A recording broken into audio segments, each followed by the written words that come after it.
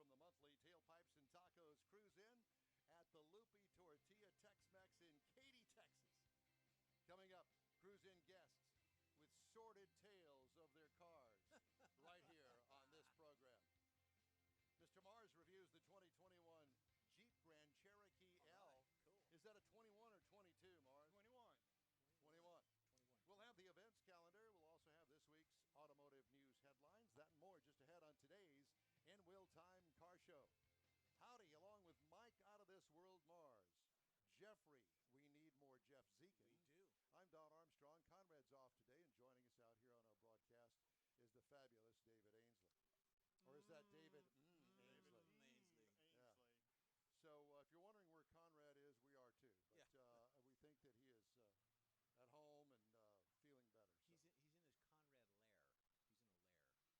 He's in his Conrad lair. He's in a lair. What is a lair?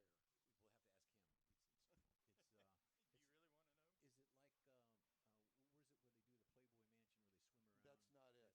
Do you really want to know? Is it like where's it where they do the Playboy Mansion where they swim around? That's not it. That's not it. Lair. I'm Lair. thinking that has something to do with lions or something.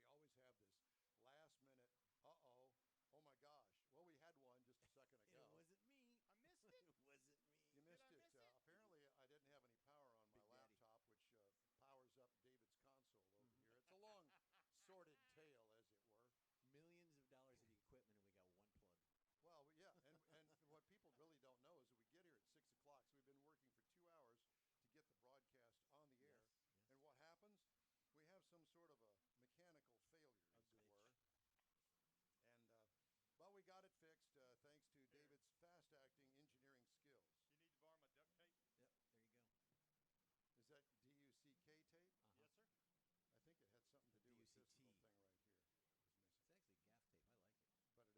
Yep. There you go. Is that DUCK tape? Yes, sir. I think it had something to do with this DUCT. little thing right here. Was missing. It's actually gaff tape. I like it. But at any rate, It we got actually it works fixed better now. than duct tape. It does. So this is the monthly cruise in, as I mentioned, out here at the Loopy Tortilla. Cars still rolling in. Some of these guys have gotten here really early, about an hour ago, even though the event doesn't start until 8 o'clock and runs until 11 o'clock. So we have plenty of time to get out here and enjoy the mimosas, the margaritas. Oh, boy. Well, they got those. But mainly the Bloody Marys. That's my choice for the morning. I've got coffee. I know that you do, which is a rarity for you I because know. you're usually the Bloody Mary guy. Yeah. But at any rate, it's great fun. We have a lot of. I'm sorry? Whispering in Jeff's ears. You didn't whisper. We heard every word you said. We have live microphones here. Uh-huh. Of course, you know, you non-radio people don't understand that. Now we're not saying anything. But There's not much I can say to that. But at any rate, we've got a nice turnout of cars here. That's is that Stan's? I believe that's the car. Yeah, Yep. that's the car that is on this month's poster. Yep. That I just posted again on the In Wheel Time Facebook page. Good. So it's the poster child for this particular event. Perfect. And I guess you would call it a rat rod. Would you call it that? Maybe. If Stan's not here, so that's exactly what I would Yeah, call but it. But Stan if is- Stan was here, I wouldn't call it that. Stan and Sheila are in Brainerd, Minnesota for the NHRA race Yep. up there. And we're hoping to hear from him a little bit later on in the broadcast. Was he in the top 5? 6. The Cabster? The Cabster. Okay. Okay. It's a homologation because it has an interesting We'll have- radiator on it. And Put that in my coffee this morning. what did you put in your coffee this morning? Cabster. Amalgamation. What'd you say? Amalgamation. That's it. At any rate, we do have a guest this morning, Mr. Morris. You know, last week we were going to talk to a young lady about her 87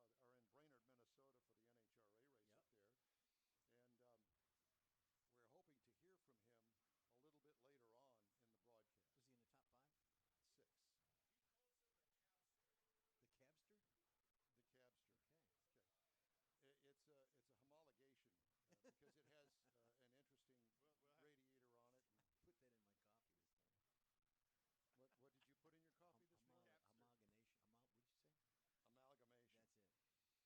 What is it, Jerry? It's a 1987 Buick Turbo Regal. Hold on.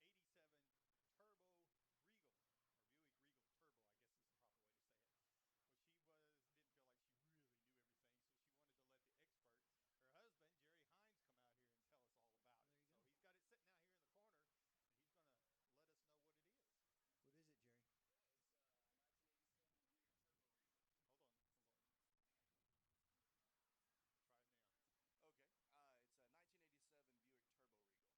Buick Turbo Regal. There you go. I'm not sure what we're doing here, but anyway, go ahead. We've only had 2 hours to get all this stuff set up, and for some reason it ain't. But I guess we do now. Do we have everything working now? Well, welcome everybody to the broadcast, because apparently we haven't had the audio going to the broadcast. Would that be a Jeff Zekin? No, it would be a malfunction of the tablet again. Oh, blame it on. That's what I'm doing. Is this some sort of a presidential kind of thing? Put your headset on there, Mr. Mars. Are you going to join the broadcast? Are you leaving us? He's gone. Okay. All right. So at any rate, we apologize for the audio issues, and we are here. So, Jerry, tell me again. I'm sorry. We have 2 hours to get the show ready, and it never fails that we don't have it ready by the time Jerry we sit gets around and look at each other and thinking we got this knocked, which we don't. So, at any rate, please tell me about your car. Yeah, absolutely. So it's a 1987 Buick Turbo Regal, and that is commonly confused with the Type T, which Buick produced for a couple of years leading up to 1986. And it is a kind of an homage from the start of the Grand National, the Buick Grand National that came out in the 1980s that was largely under-heralded because a lot of people were looking at Corvettes and Camaros and Mustangs. But when Buick released the Grand National with this little V6 engine in it, turbocharged V6 engine, it really started to draw heads when I think it was Motor Week or Car and Driver, one of those two, got a hold of one of them and put it through its paces, and actually were recording sub 14 quarter miles in it. Wow. Off the showroom floor, and that is kind of where it got one of its monikers back in the mid 80s, which they called the Corvette Killer. Because even though the Corvette had a V8 in it and was more aerodynamic and less weighed less, the Grand National and the Buick T-Type were beating that in a lot of different specifications. Well, the Corvette had no horsepower.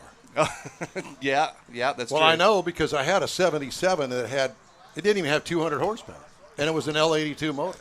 So, Yeah. they turbocharge a V6 and it kills everything. Yeah, it was a pretty special engine, and Buick put it into the.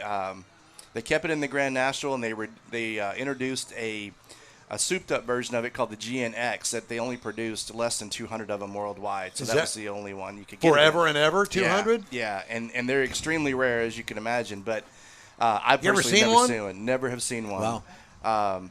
I know that they're there's people that have them all over the country and all over the world, but I've never personally seen one. They were only around for a year, but 87 was the last year Buick put this 3.8-liter V6 intercooled turbo engine in any of their vehicles. And they did a lot of weird stuff during that transition. They took it out of the T-Type. They got rid of that, which was a standard Regal that wasn't all black like the Grand Nationals were. They put it in different color schemes, and they called those a Type T. Or a T-Type, depending on how you want to say it. But Buick got rid of the T-Type in 1986, and they still had the Grand National for this last year in 87, and they offered that engine in a couple of different versions of their cars. The Regal was still one of them. But in 1986 to 1987, they actually increased the horsepower and the foot-pounds per torque in that vehicle. So technically, that's the fastest production car that Buick had made with that V6 engine in it. That 3.8-liter non-turbo, did it show up in any other cars? The non-turbo? Mm-hmm. Yeah, I think it came in the LeSabre and some other vehicles like that. So they did. So it was around, and they just decided, well, we'll just use what we got and put a turbo on it. Yeah, and the reason they went away from it is because in the end of 87 or going into 88, they wanted to shift a lot of their production vehicles to front-wheel drive. Right. And they couldn't handle the torque and the power that V8, that turbocharged V8 put out. So as soon as Buick announced that no more rear-wheel drive cars, that was the end of that engine for good. So they did still have the 3.8 carbureted engine they put into some, but that turbocharger went away. Interesting. Yeah. So what happens if it breaks? I mean, is there any parts availability? Oh, yeah. Sir, if we could hold on just a minute, please. Thank you. Nice. If it breaks. If it breaks. If it breaks, there are lots of parts that you can still get for these things. Luckily, it's there's a whole community of people around the world and mostly the U.S., but where you can get parts and you can order anything from the interior to the actual engine components and things like that. So it's not difficult. That kind of surprises me. Now, did General Motors use that 3.8 for anything else? I mean, what did it show up in a Chevrolet or something? Not to my knowledge. It's strictly, was it made by Buick? Yeah, absolutely. It was made by Buick, not under the General Motors umbrella per se. No, it was a Buick engine, and not to my knowledge that it was used in anything other than a Buick vehicle. Yeah. Well, I'll tell you,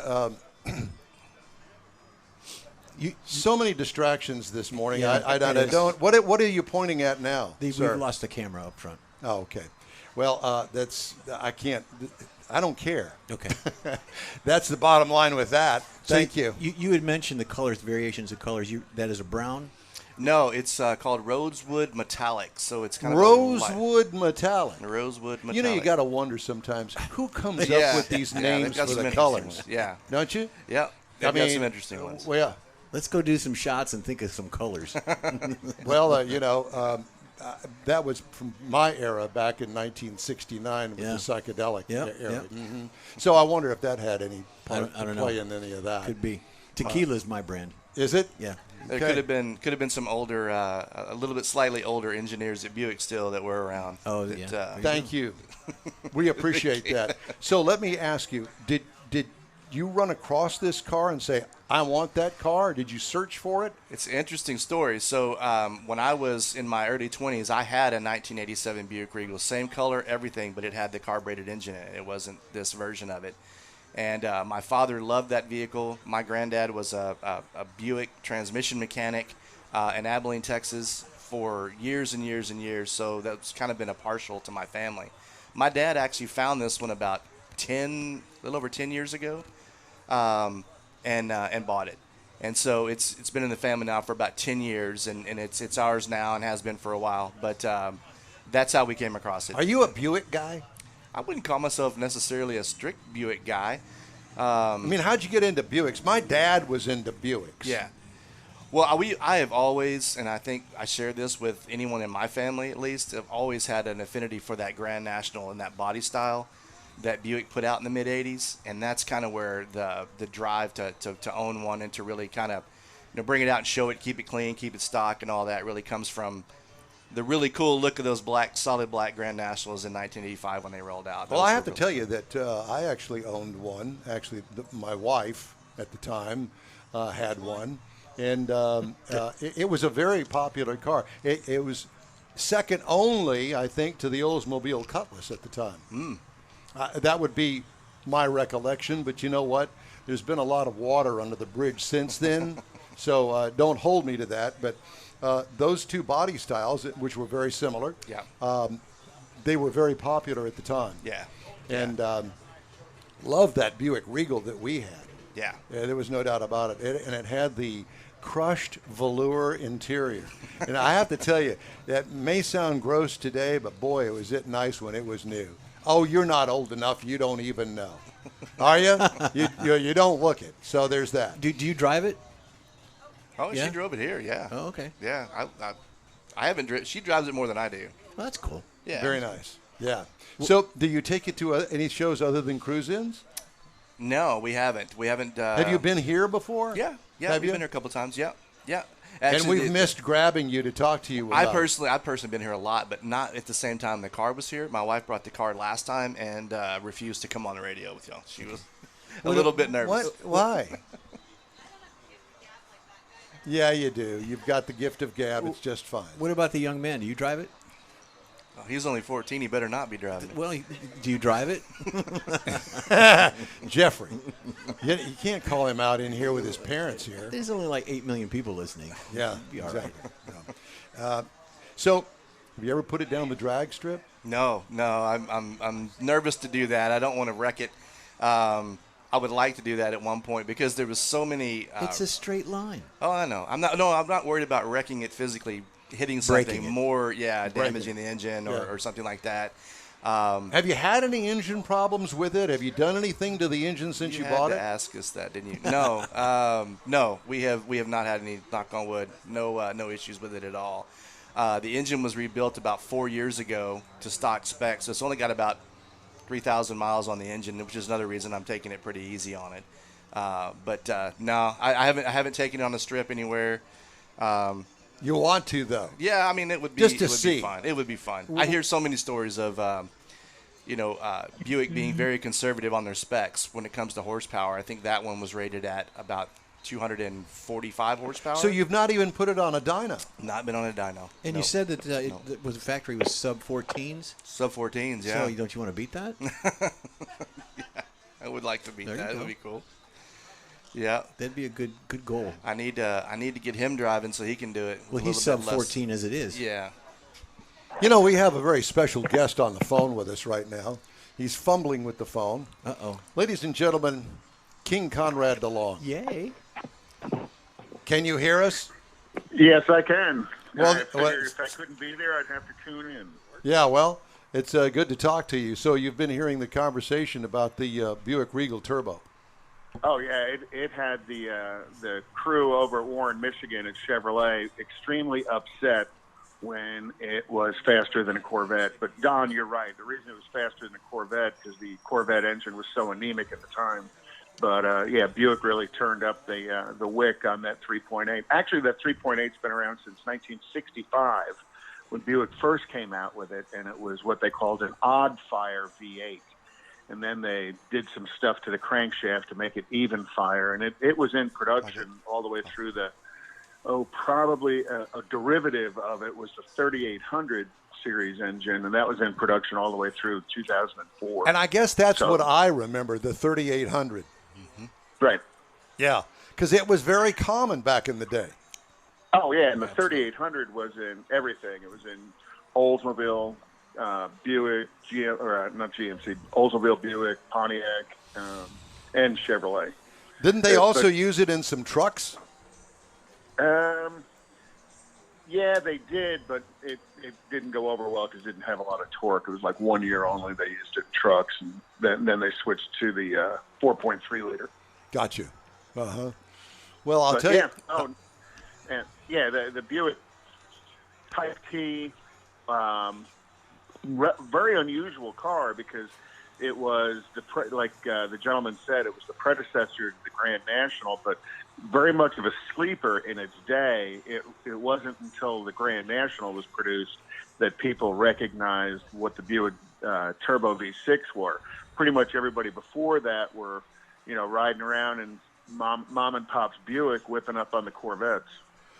Well, I have to tell you that I remember when this particular car came out, we hot rodder guys had no clue. And there was this certain set of weirdos that, and I mean that sincerely, no offense, but it was this certain set of weirdos because, there's always those guys that are on the periphery. You go, really? What? I don't get it. Kind of like in, what was it? The Asian guys in the movie American Graffiti that had the hot rod that whipped everybody on the street, and everybody's going, I don't get it. What's up with that? Yeah, well, that kind of fell into the same category of this car because it's like, okay, well, I go to a cruise-in somewhere back in the day, and there's this turbocharged motor and a V6. How could that be competitive at all? Wimpy. Yeah, there was very much of a subculture of people that were modifying the Buick Turbo V6. But you got to remember, back in the 80s, 86, I think, it was very popular at the Indy 500. It was a motor of choice, and it still holds the lap speed record with Roberto Guerrero at like 242 miles an hour at the Indy 500. What? That motor? Oh, yeah. Wow. Yeah, the Buick V6 Turbo. Because back in those days, you were allowed to run larger turbos with a stock block engine, and the 3.8 liter was a stock block engine. So yeah, very not just competitive. It was to a degree dominant. Wow. Only Conrad DeLong would know exactly. information like this. Well, he is in his lair. He is in his lair. Yes, and we hope that lair I'm is sitting doing. here watching the hopefully the the prelims for the start of the 24 Hours of Le Mans, and it's raining. Oh, good. Yeah, no, well, they clearly understand how to race in the rain, whereas NASCAR does not. Oh, isn't that the truth? Well, was that a Wreckfest Dakota a couple of months ago? Well, how about the Wreckfest last weekend at Indianapolis with the curbs? Oh, I saw that. Ripping the fronts of the cars off. Oh my God! They would go off track and they'd run across an orange. Pardon us for getting off track here, but speaking of off track, the orange curbing so people wouldn't go there, and they did, and it launched the car, all four wheels off the ground, completely destroying millions of dollars of race cars. Who dreamed that up? Well, I think it's part of the track. It's part of the curbing. No, it's not part of the track. No, They it was a use it metal as part curb of that it. they had put in to make sure they didn't cut this corner short. And then eventually that metal curb kind of lifted up, and then it was catching the front splitter and just basically ripping the whole front end off the car. Exactly. Yeah, ripping it underneath the car, Right. destroying the entire thing. I was taken back by that, but But I wonder if there are actual production numbers to say how many of those Buick T-types came in that color. That he named the color, and I can't recall what it was. I was going to say raspberry metallic color. Rosewood. Rosewood. Close, That's close. That's directly from the marketing department of Buick. Well, they were smart enough to put a hot rod motor in that Buick. Yeah, and apparently it's very reliable, which is kind of surprising. Oh, no. Well, yeah, that Buick 3.8 liter was extremely reliable for the whole run of production. That's kind of why they went ahead and spent money re-engineering it to make the 3800, because when they made the 3800, they actually put balance shafts in it to try and smooth the idle out as well. But it was extremely dependable. And then you got to remember the 3800, later in its years, ended up getting a supercharger on it as well, so that they were putting out close to 240, 250 horsepower with it again. The people who were tuning that the turbo V6, they were getting 500-600 horsepower out of a stock block motor like that, without a whole lot of heavy modifications. So most of those modifications were done to the the turbo and the airflow. I have to ask about turbo lag. Does it have any? It does, yeah. It does for have sure, turbo yeah. lag. Because, back then, if I'm not mistaken, Conrad, the turbo technology just wasn't there. Obviously, they understood about the turbo, but they hadn't really refined it to the point where they were able to get most of the turbo lag out of it like today. Oh yeah, and part of that's because it was a big turbo, and it just takes a bigger turbo time to spool up to create boost. Exactly. So that's where brake boosting. People learned how to brake boost, so they power brake the car, get it up on boost, and then launch. Well, So of course. That turbo actually put that amount of hundreds of horsepower onto that vehicle, onto that engine. You said it was 240, and then with the turbo close to 5? Well, with the modified, no, it was 240 from the factory, 245 from the factory. With the turbo. With the turbo. Okay, all right. But before that, it was probably 160 without the turbo. Okay. So, but once they started modifying it and building the boost on the turbo, seeing 300, 400, 500 horsepower wasn't difficult. And then he mentioned the GNX. The GNX actually had a 300 horsepower motor in it from the factory. And it had a ceramic impeller turbo in it, so it was even lighter, and they did that trying to address the turbo lag issues. But that's a whole different animal. I saw somewhere not too long ago on television somebody talking about the GNX, and I didn't realize that there were only 200 of those made. Right.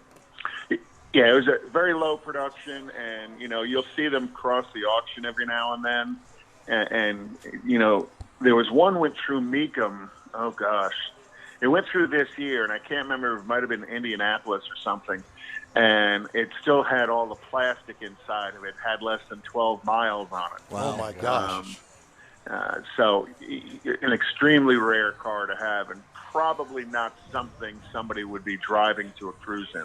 probably something somebody would trailer to Autorama or something like that. Hey, can you stick with us?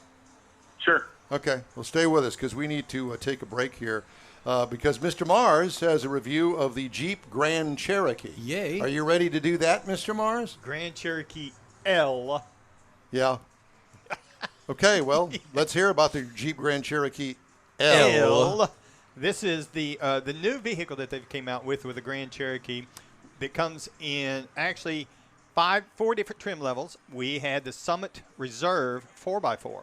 Now, what they've done is taken the Grand Cherokee and they've kind of redesigned it. They've made it 15.1 inches longer. The wheelbase is actually 7 inches longer, and this is also they can get the third row into it. This is all new. All brand new stuff here. All right. And it actually ends up being, it's only 3.7 inches shorter than the new Durango as a note. But this gives it 6 or 7 passenger seating, depending on how you configure the second row, which comes standard with captain's chairs, but we'll get to that in a moment. So it is a brand new vehicle. It's got the 7-slot grille, but it's a narrow grille across the front of it. Kind of goes in with the headlights and the new style of headlights that are there. Got some nice looking, kind of, to me, very straight looking premium type lines to it. Comes with LED headlamps. Got a long hood with a low belt line to give it that kind of a premium quality look to it. Very sleek looking. We happen to be running on the 21 by 9 inch alloy wheels for it. Now, I want to note we have the 4-wheel drive, but you can get this vehicle in a rear-wheel drive model. So if you like the looks of it, you're not looking for the off-road capabilities of it, there's the rear-wheel drive for you. Now, on the inside of it, this thing is just, for a Jeep, this is way over the top. Palermo leather seating.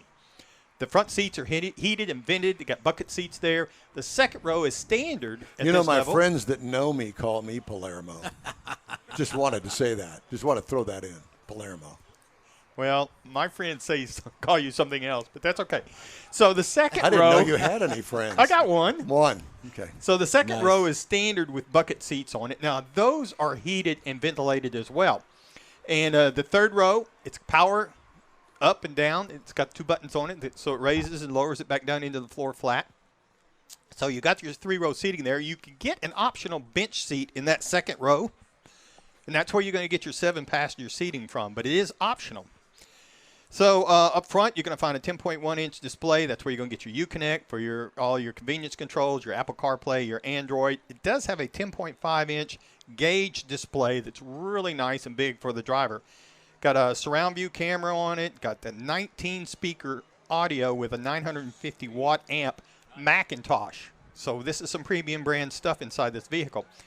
Fold the seats down. Second and the third row, you're going to get 84.6 cubic feet of storage space. Now, up under the hood, now this vehicle weighs over 5,000 pounds, but under the hood, you're going to find that 3.6-liter turbo 3.6-liter V6 that is the workhorse for the Stellantis, I almost said FCA family. 293 horsepower, 257 pound-feet of torque, backed by an 8-speed automatic. Now, you can get a 5.7-liter engine in that. And the tow rating on the V6 is 6,200 pounds, but if you want to bump it up to 7,200, that's where you got to get the 5.7 engine in it. EPA says you should be looking for 18 in the city, 25 on the highway, 21 combined. And that's going to give you a 600-mile range in this vehicle. I got about 19 on mine the week that I had it. So, again, that 5,000 pounds, this thing weighs over 5,000 pounds, so it helps give you that smooth ride. But the V6 does provide plenty of power for this vehicle. Got 5 drive modes: Sport, Automatic, Snow, the Sand, Mud, and the Rock. It also has the throttle lift suspension on it. Now, that's the air suspension, and it will pull it up 4.2 inches of lift. So it'll get you up higher, and with the 4-wheel drive setup, you can actually cross 24 inches of water in this vehicle, it says, according to Jeep. So if you're looking for something to compare it to, you're going to look at the Ford Explorer. Because you're going to think, this to. Well, I know, but from a size perspective, because you might think that this is a full-size SUV because of the way it looks, but it's not. It's actually going to be their mid-size, because that's where the Grand Cherokee runs. So you're going to be looking at the Ford Explorer to compare it to that starts at $32,925, maybe the Kia Telluride for $32,190, or the Honda Pilot for $32,550. Now, you can get a base Grand Cherokee L for $36,995. You can get the base. Who wants that? Well, nobody, because it's got cloth seats and No. it's a stripper model. You can get a base Grand Cherokee L Summit, the trim level that we were in, for $58,995. Now you're talking. We had a couple of little things on it, and I was really surprised Some little things. to find that the MSRP for this vehicle as tested was $64,280. Wow. Now you're And talking. there's a list of stuff that goes into the safety features and stuff I didn't even get into because we don't have time to get that detail. But there's a ton of stuff in this vehicle. Well, I'm looking forward to getting a chance to drive it if I ever get back into press cars again. There you go. Just saying. Just say it. Hey, I want to remind everybody that the In Wheel Time Car Show streams on Facebook, YouTube, Twitch, and InWheelTime.com. Podcasts are available from your favorite podcast provider. In Wheel Time Car Show continues right after this quick break. Let me tell you about a locally owned and operated group of dealerships called Bayway. Bayway owner Daryl Wisniewski is born and raised right here, and he knows Houstonians better than anyone. Bayway Chrysler Dodge Jeep and Ram, Bayway Lincoln, and Bayway Chevrolet are managed by Lincoln Stahl. And when you get to know these guys, you'll want to become part of the Bayway family too. Feel good that you're part of Houstonian-owned Bayway Chrysler Dodge Jeep Ram.com, BaywayChevrolet.com, and BaywayLincoln.com. Remember the name, Bayway. Tailpipes and Tacos, Houston's premier monthly car cruise-in, returns Saturday, September 18th at 2 Loopy Tortilla Mexican restaurants in Katy and inside the Loop on the Southwest Freeway near Kirby. Tailpipes and Tacos is free and everyone's invited. You'll see collector cars, hot rods, customs, magnificent originals, and resto mods at 2 locations. Cars from all over Southeast Texas cruise in and show off in a friends and family event at the Loopy Tortilla Mexican Restaurant on the Grand Parkway at Kingsland Boulevard, just south of I-10 in Katy, and inside the Loop on the Southwest Freeway near Kirby. Drag racer, car enthusiast, and Loopy founder Stan Holt brings you Houston's hottest cruise-in, Tailpipes and Tacos, inside the Loop on the Southwest Freeway in Kirby, and in Katy on the Grand Parkway just south of I-10, where you'll see the In Wheel Time Car Show. Get your ride ready, and we'll see you at the Tailpipes and Tacos Saturday morning cruise-in, September 18th, 8 to 11 a.m., weather permitting. Gulf Coast Auto Shield has moved to a more convenient location. Now you can visit John Gray and his staff of dedicated professionals at their new shop on the South Sam Houston Parkway between Belford and Airport in Southwest Houston. Gulf Coast Auto Shield is the best at paint correction and ceramic coatings. Clear bras and custom wraps are specialties that only Gulf Coast Auto Shield installs with award-winning accuracy, and all their services come with a warranty. Lamborghini, Aston Martin, Porsche, and Ferrari owners depend on Gulf Coast Auto Shield for their specialty services, and you should too. The In Wheel Time Corvette and Cutlass have both been massaged by Gulf Coast Auto Shield, so isn't it time your vehicle visit their new shop in Southwest Houston? Call John Gray today at 832-930-5655 or visit online at gcautoshield.com. That's gcautoshield.com. Paint, coatings, wraps, and more at gcautoshield.com. It's the In Wheel Time Car Show, your weekly go-to all things automotive place. Howdy, along with Mike out of this world, Mars. We need more Jeff Zekin. I'm Don Armstrong. Conrad's on the phone with us this morning. Not here in person, but hopefully next week he'll be back. Conrad, will you be back next week? Yes, I should be back next week. Hey, I have a question for Mars. Well, he's not here. Is Palermo leather near Corinthian leather? No. Palermo leather is not anywhere close to Corinthian leather because they came across the Palermo leather because I suggested it after my nickname, Palermo Don Armstrong. So, oh, gosh. Palermo is about 500 miles south of Corinthian. Palermo is 500 miles south of Corinthian? Yeah. Okay. Move your microphone So back up. It's softer cows. Softer cows. That's right. Well, never mind. I don't even want to go there. My mind works in strange and mysterious ways. It's a strange world. Yes, Nothing it is. better than a soft cow. So, Conrad, we kind of ended our conversation with our turbo guy with the Buick, but to me that's a rare car. Very much so. And that speaks to me in the fact that it's not a Grand National turbo. It's a T-type. And I did not know the difference between the two. I just figured that they changed the names. Had no clue that it was not the same motor. Yeah, the T-Type was maybe a little bit more luxurious, on the Buick side of things, where the Grand National was an out-and-out,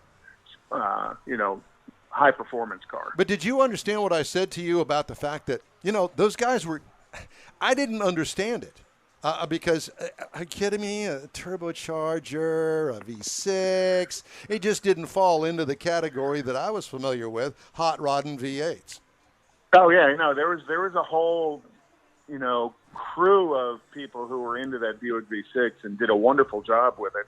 And yeah, they were not necessarily outcasts, but they were considered odd ducks because everybody was building V8s. Remember NHRA? You remember a guy named Buddy Ingersoll? Yes, I do. In Pro Stock. Yeah. Buddy Ingersoll ran a Buick Turbo V6 one time in NHRA Pro Stock, and then they banned him. And then they banned the turbocharged motor. Why? Because he beat everybody? Because he dominated the show. Well, back then, I don't think that the rules were as strict as they were today, or they are today. No, not at all. Not at all. Yeah, and I was saddened to learn that apparently they're not running the Pro Stocks in Brainerd this weekend. Yeah, the class isn't running at all. I just don't understand that. I don't understand why they would not run that.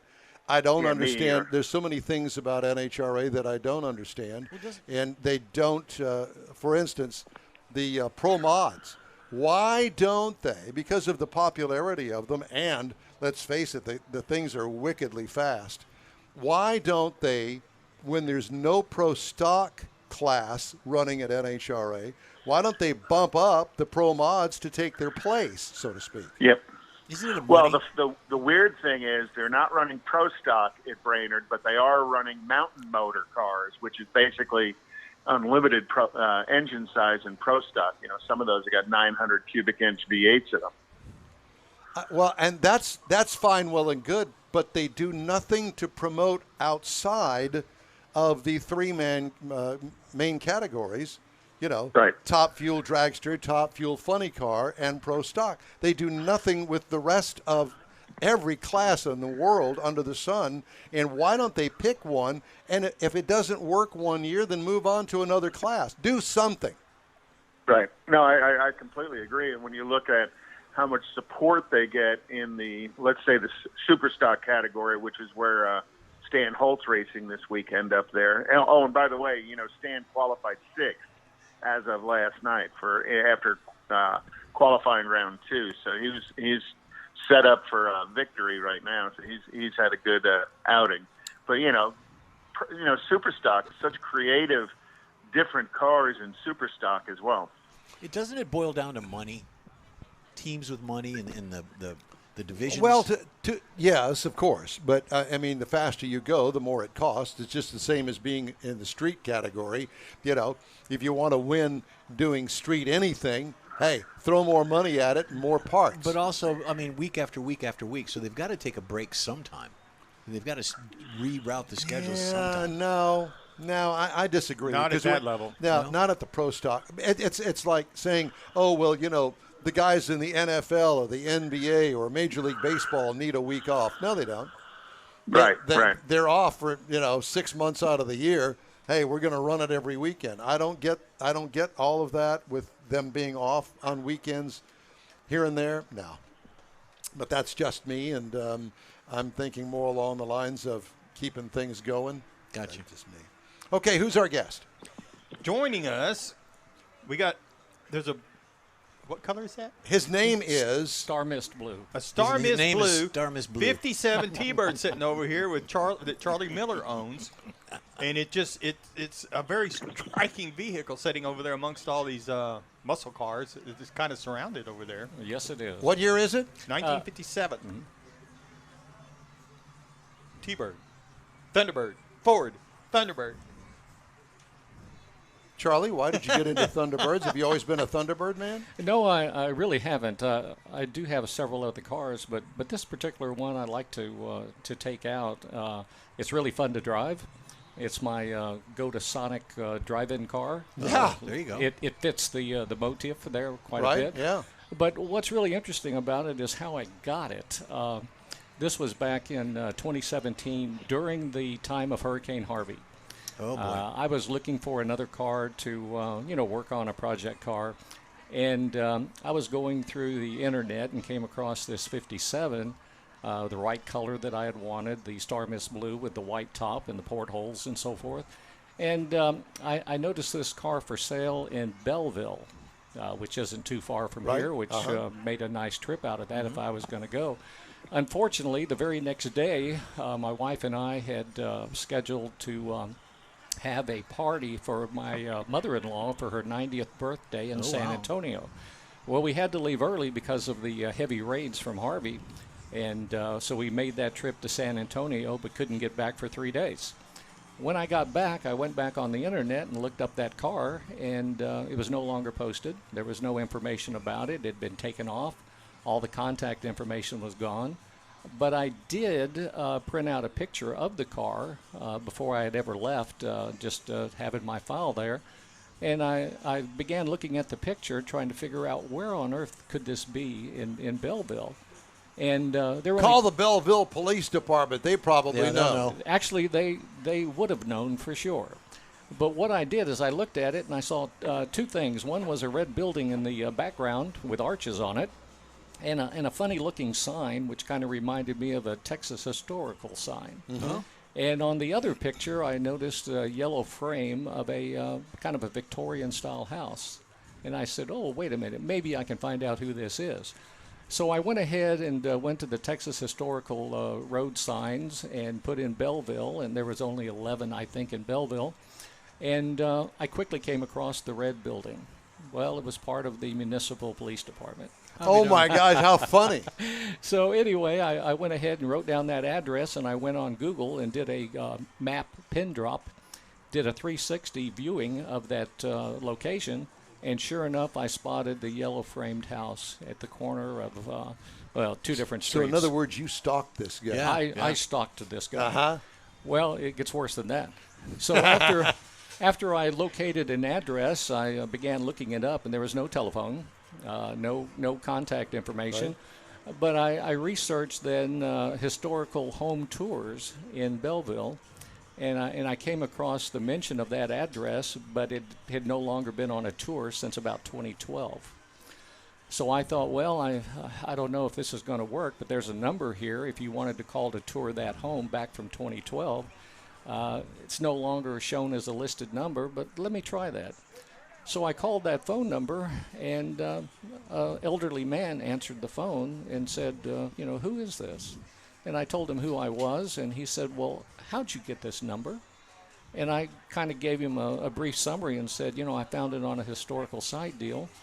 And he said, well, I just want to let you know, I haven't used this number in about 9 years. Oh, wow. And he said, it was my fax machine. But because of Hurricane Harvey, I lost my cell phone contact information. Well, it was meant for you to call that number and him to answer it. Exactly right. So he said I plugged in my old phone that I found into the fax machine, and this is the first call I've ever answered. Was it a Princess phone? It probably was. Did you tell him you were calling to get his warranty? That's right. His automobile needed a warranty update. But anyway, he said no, that he had taken his car off because his wife had passed away many years ago, and he Don't quit tell me using the phone. Don't tell me he was the original owner of the car. No, he wasn't. He was actually the third owner of the car. The car has a little bit of history with it, and I'll mention that in just a second. But anyway, he told me that, the car had been sold. And he said, it's still sitting here, though, and the guy's not making any phone calls back. He said, why don't you come out and look at it and see if you like the car? So I grabbed my wife, and she begrudgingly went with me and said, not another car. Well, anyway, we went there and sat down and met with him, and he turned out to be 88 years old. He was just trying to get rid of things around the house. He wanted to go ahead and, make it easy on the family. And he said, look, the guy's never contacted me anymore. I don't know what's happening, but if you want the car, we'll make a deal. So I went ahead and made a deal because I figured if it went to all this trouble to find him and he went to all this trouble to bring me out and to plug in his phone, it's the right thing to do. So I ended up buying the car and drove it home from Belleville. Wow. And it's original car. I've done a few little minor things to it. Redid the Original brakes. motor. Does it have two roofs to it? It does have the two roofs. Yes, it does. Is it an E code? I wish it were.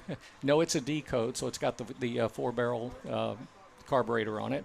It is a 312 engine, 240 horsepower, the 3-speed automatic. That's a lot, man. Yeah, it is for today's standards. Yeah. Absolutely. So anyway, that's kind of how it came to be. The car itself, he had bought it back like 20 years before. Has it got a 2-speed automatic in it? Actually, it may be a 2-speed, because they had 2 and 3 speeds about that time frame. I'll be honest with you, I haven't measured the only way to really tell from the outside is measuring the actual transmission midsection. But I haven't done that yet. And but anyway, he said the car has a little bit of history to it, and I said, well, what kind of history is that? And he said, well, this car was in a movie with Jessica Alba and Mickey O'Rourke and Bruce Willis. And I'm going, what movie could that be? Well, then he told me what it was, and I said, oh, no. What was it? Really? Well, it was called Sin City. I've seen I'm it. sure that when you told your wife that, she went, what? I think I've That's seen it. exactly what happened. Yeah. She said, oh, no, not a car with a history like that. Sin City. Anyway, we brought the car home, and I tinker with it when I have a chance, but I retired several years ago, and she said, well, at least I know where you're at. You're in the garage, you're messing around with another car, and that's a good place to be. Yeah. You know what you need, Charlie? You need a vanity plate that says Sin City on it. That's what you need. I hadn't thought about that, Yeah, but I'm gonna have to go watch it. you're probably right. Yeah. Either that or just sin. Sin. There you go. Yeah, that's right. Well, 'Cause- she thinks I created one. yeah, there's no doubt about it. So you have other cars. Yes, I do. What do you have? Well, I also have a 71 Super Beetle. Oh. That's the fun car just to drive around for the heck of it. I have a 88 DeLorean, and I have a 81 DeLorean. I have an 88 Toyota MR2 supercharged. Gosh, what else is there? So when you This tinker, is embarrassing. when you tinker in Yeah. the garage, you really tinker. Yeah, I really do. No, and he I- tinkers with his wants and needs of having cool cars. Well, I also got my sons involved, and one of my sons lives here closely. Blame it on them. Yeah. Yeah. Does your wife tell you that? Yeah, a little bit. but now my daughter-in-law says, you got to work on all these cars. So I've worked on her Jaguar, which, believe me, I know all about Lucas Electronics now. Oh, I'm so sorry. Yes. Well, the DeLorean also has Lucas Electronics. Oh, great. Well, I should say had Lucas Electronics. I changed them all out. okay. And We have a changed that. connection with DeLorean. Oh, you do? We do. As a matter of fact, we have had the owner of the DeLorean Motor Company Stephen Wynn. on our show many times. Great guy. And, of course, the DeLorean factory, if you will, is up Humble, is Yes. it, Mars? Yep. Yeah, it's Yeah. up in Humble. And so if you need some help anytime, just let us know. Actually, a long time ago, when we actually got the DeLorean, we actually had two at one time, but my son has it now. I met Stephen Wynn back when we got the first one, and talk about a very nice individual. I met him and his wife when they had their facility on 59 and Southwest Freeway Yep. in Sugar Land. Yep. Uh-huh. It was a small little shop. Oh, yeah. I And know it. he stacked all the cars in there to get them in. They but, sure did, yep. there were some times that I did some activity on my cars that I needed a special tool or special instructions, and I would go and meet with Stephen, and he'd let me go out in the shop, and I'd talk to a couple of the fellas that he had out there, and occasionally they'd lend me the tools I needed, and I could take those home and make the repairs and take it back, and had a great relationship. That's great. there. Now, It was as a really side fantastic. note, They're great have you people. watched the DeLorean documentary? Yes, I have. Yes, I have. Good. So you got the whole thing, how he was set up and what he did and how he did it and why he did it. Yeah, what plate should I put on that car? That's right. No, actually, I do have a plate for that car. It says 88 mph. Nice. Oh, Yes, yes. That was. It really attracts a lot of attention. I've been pulled over before by the police just to to see the ask me car. About the car. Yeah. Interesting. So it's kind of fun to do that. Well, you know, I keep. Those I don't mind because they're not writing things. You know, it's No, when they that's when they right. come up and say, "I need your autograph right here, please, sir." Yeah, that's a little bit more of a Yeah. problem. Well, Yeah. Mars has a tendency to attract those kind of police officers. A lot of Well, people want my autograph. Well, believe me, I've never been stopped in the Beetle. Yeah, that's Probably right. not. What color is the Beetle? Bright yellow. Bright yellow. Oh. Okay. Just checking. You to paint it Well, red. And listen, it is great talking to you. All right, Great thank to you. meet you. You come here frequently? I've been here about 3 times now, and And today's your day. Now, Today- did today you is tell my your wife, day. honey, I'm going to be on the radio? me in Sin City. you guys are going to get me in trouble. Yeah. Well, we tried. We We always tried. try that sort of thing. Hang on some more. Doing a good job. You said you retired. What'd you retire from? I was in the oil and chemical business. Okay. Yeah. Good. Yeah. Not the oil and gas business, but Oil the and oil and chemical. Well, I'm thinking a plate for your DeLorean should say Pepsi Pepsi. Pepsi? because it was Coke that got him in trouble. Whoa. That's too much thought. That's way too much thought. Yeah, I hear Conrad. gotta Yeah, work around- Conrad's you gotta mumbling work too something in hard the for that background. one. Conrad's in his lair. Yeah, that's it. So never mind. Don't pay any attention to us. And you may want to take one of those cards. There you go. Gives you all the information about this And show. you can tell your wife it's all these guys' fault. And she can send comments to info@InWheelTime. She probably will. No doubt. All right. Thank you a lot, guys. Charlie, Thank thank you. you. It's a All right. pleasure. Appreciate it. All right. I want to remind you that we'd love to hear from you anytime. Just shoot us an email. The address is info@inwheeltime.com. Got a few headlines this week. Not lots, but some. Stellantis. Again. Sometime we're talking about things like, Chrysler Corporation. Anyway, they're recalling 212,373.1 Rams from 2015 to the 2020 model years because inflator end caps in the vehicle's airbags can detach or the inflator sidewall may rupture. Probably more information that you really needed to know. In either situation, compressed gas can escape, which might send the end cap or other parts flying into the vehicle interior and cause an injury or crash, according to documents filed with NHTSA. Recall covers certain 2015 to 20 Ram 1500 Classic, 15 to 16 Ram 3500, Ram 2500, and 2016 Ram 3500 cab chassis vehicles. That about covers it. Yeah. Well, it really doesn't, but you get the message. Other recalls include Infiniti from the 2021 model year. Rear view camera image may not display. Can you turn him off? Thank you. Him who? That would be Conrad. He's fumbling over there. Seatbelt locking retractor malfunction on the Bentley Bentayga. I know that we've got a lot of listeners that really are into the Bentayga 2020 I've been worried model. about mine. Pretty much every 2021 model of the Audi is being recalled because the seatbelt locking retractor is malfunctioning. Seatbelt locking retractor malfunction on the Porsche from the 2021 model year. Cadillac CT4, CT5 roof rail side airbags may not deploy properly. Jeff. Tire tread separation in the Chevy Equinox and the GMC Terrain from 2021 to 22. Volkswagen Taos 2022. Volkswagen Atlas 2021 model year. Damaged relays in the fuse box may cause a thermal event. Oh. Toyota Yaris, fine automobile there. Being recalled from the 19 to 20 model years for the fuel pump because it may fail and the engine may stall. Hyundai Accent, Azera, Sonata, and Sonata Hybrid from 2016 to the 2020 model years. Emergency trunk release may fail.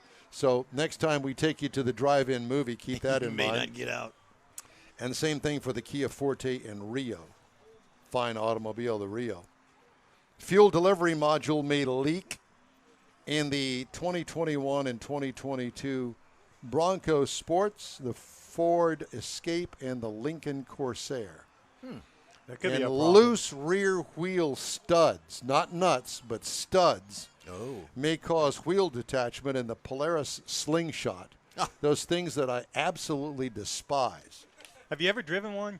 No, I haven't, and I I will drove one, not find me and ever in one of those. You ought to try it. Unless it's wrapped around a pole and I decide It's that I very want to easy. commit It's suicide. very easy to get there and do that. I'm telling you. Well, you live on the beach, so you probably see those all the time down there. No.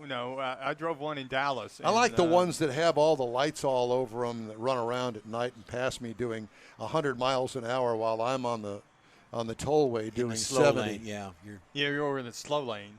You're probably the guy in the $50 lane doing 70. That's me. And everybody else is doing 100 over in the slow lane. Well, that's me. that's the Polaris things.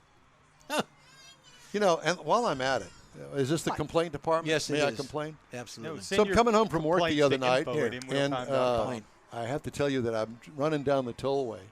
Now, typically, I'll set the cruise control at 73 miles an hour, just right under the 10. the 10 over Yep. limit. Okay? Now, I understand that I'm kind of slow these days because most people are doing 80. Kinda. We got an officer right here. Here You might wanna come take notes on it. he's taking notes. And here come this pack, this bevy of Harleys. Bunch of old white guys doing like 90. Do you know how stupid that looks to me? You know, did they have red and yellow They had badging on the no, back? No, I don't know what it was. They had some sort of a, Club. running their colors thing. And I just wanted to say to you guys, really stupid. Just stupid. Did they have their ape hangers and? I had all sorts of different things. But if that's your thing, my good buddy Rob Geiger is in some sort of Harley club. Okay, well, good luck to you. Not my cup of tea. Okay. Just saying. I understand. I haven't found a motorcycle I can't wreck. Really? Ask Conrad about motorcycles. I'm telling you. Yep. All right, time to take a quick break here on the In Wheel Time program. We appreciate you hanging on with us. Thank you very much for being with us, and we'll be back after these brief messages. Houstonian-owned Bayway Chrysler Dodge Jeep Ram has the most sought-after models in the Houston area today. When you're in the market for a new or used vehicle, you now have a place to go. General Manager Lincoln Stahl guarantees Bayway will beat any competitor's written price on the new vehicle you choose or pay you $1,000. Bayway Chrysler Dodge Jeep Ram is easy to get to on Highway 225 near Beltway 8 in Pasadena. Whether it's online or in person, you're welcomed like one of the family. Bayway Chrysler Dodge Jeep Ram.com. Tailpipes and Tacos, Houston's premier monthly car cruise-in, returns Saturday, August 21st at 2 Lupi Tortilla Mexican restaurants in Katy and inside the Loop on the Southwest Freeway near Kirby. Tailpipes and Tacos is free and everyone is invited. You'll see collector cars, hot rods, customs, magnificent originals, and resto mods at 2 locations. Cars from all over Southeast Texas cruise in and show off in a friends and family event at the Lupi Tortilla Mexican Restaurant on the Grand Parkway at Kingsland Boulevard just south of I-10 in Katy, and inside the Loop on the Southwest Freeway near Kirby. Drag racer, car enthusiast, and Lupi founder Stan Holt brings you Houston's hottest cruise-in. Tailpipes and Tacos at Lupi's inside the Loop on the Southwest Freeway in Kirby, and in Katy on the Grand Parkway just south of I-10, where you'll see the In Wheel Time Car Show. Get your ride ready and we'll see you at the Tailpipes and Tacos Saturday morning cruise-in at Lupi's in Katy and Kirby, August 21st, 8 to 11 a.m., weather permitting. Gulf Coast Auto Shield has moved to a more convenient location. Now you can visit John Gray and his staff of dedicated professionals at their new shop on the South Sam Houston Parkway between Belford and Airport in Southwest Houston. Gulf Coast Auto Shield is the best at paint correction and ceramic coatings. Clear bras and custom wraps are specialties that only Gulf Coast Auto Shield installs with award-winning accuracy, and all their services come with a warranty. Lamborghini, Aston Martin, Porsche, and Ferrari owners depend on Gulf Coast Auto Shield for their specialty services, and you should too. The In-Wheel Time Corvette and Cutlass have both been massaged by Gulf Coast Auto Shield, so isn't it time your vehicle visit their new shop in Southwest Houston? Call John Gray today at 832-930-5655 or visit online at gcautoshield.com. That's gcautoshield.com. Paint, coatings, wraps, and more at gcautoshield.com. You're on the In Wheel Time Car Show, the award-winning car talk show. today, coming to you live from the monthly Tailpipes and Tacos Cruise In at the Loopy Tortilla Tex-Mex in Katy, Get Down, Texas. Coming up, Cruise In guests with sordid tales of their cars right here with you today. We'll review our featured vehicle of the week, the 2021 Hyundai Elantra. We got your weekly Cruise In calendar, plus This Week in Auto History. Plus, we'll have the stories making automotive news headlines. That and more just ahead on today's In Wheel Time Car Show. Howdy, along with Mike out of This World Mars. We need more Jeff Zekin. We do. The fabulous David Ainsley. I'm Don Armstrong. Mr. King Conrad DeLong is on the line with us. Are you still there? Yeah, I'm still here. Are you in your lair?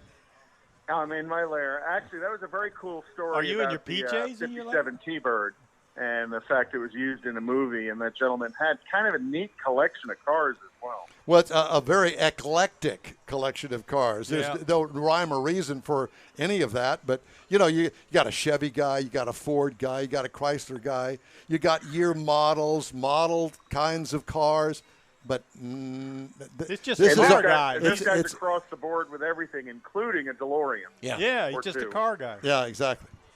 And I like the DeLorean. I've had a ride in a DeLorean. What an anemic motor.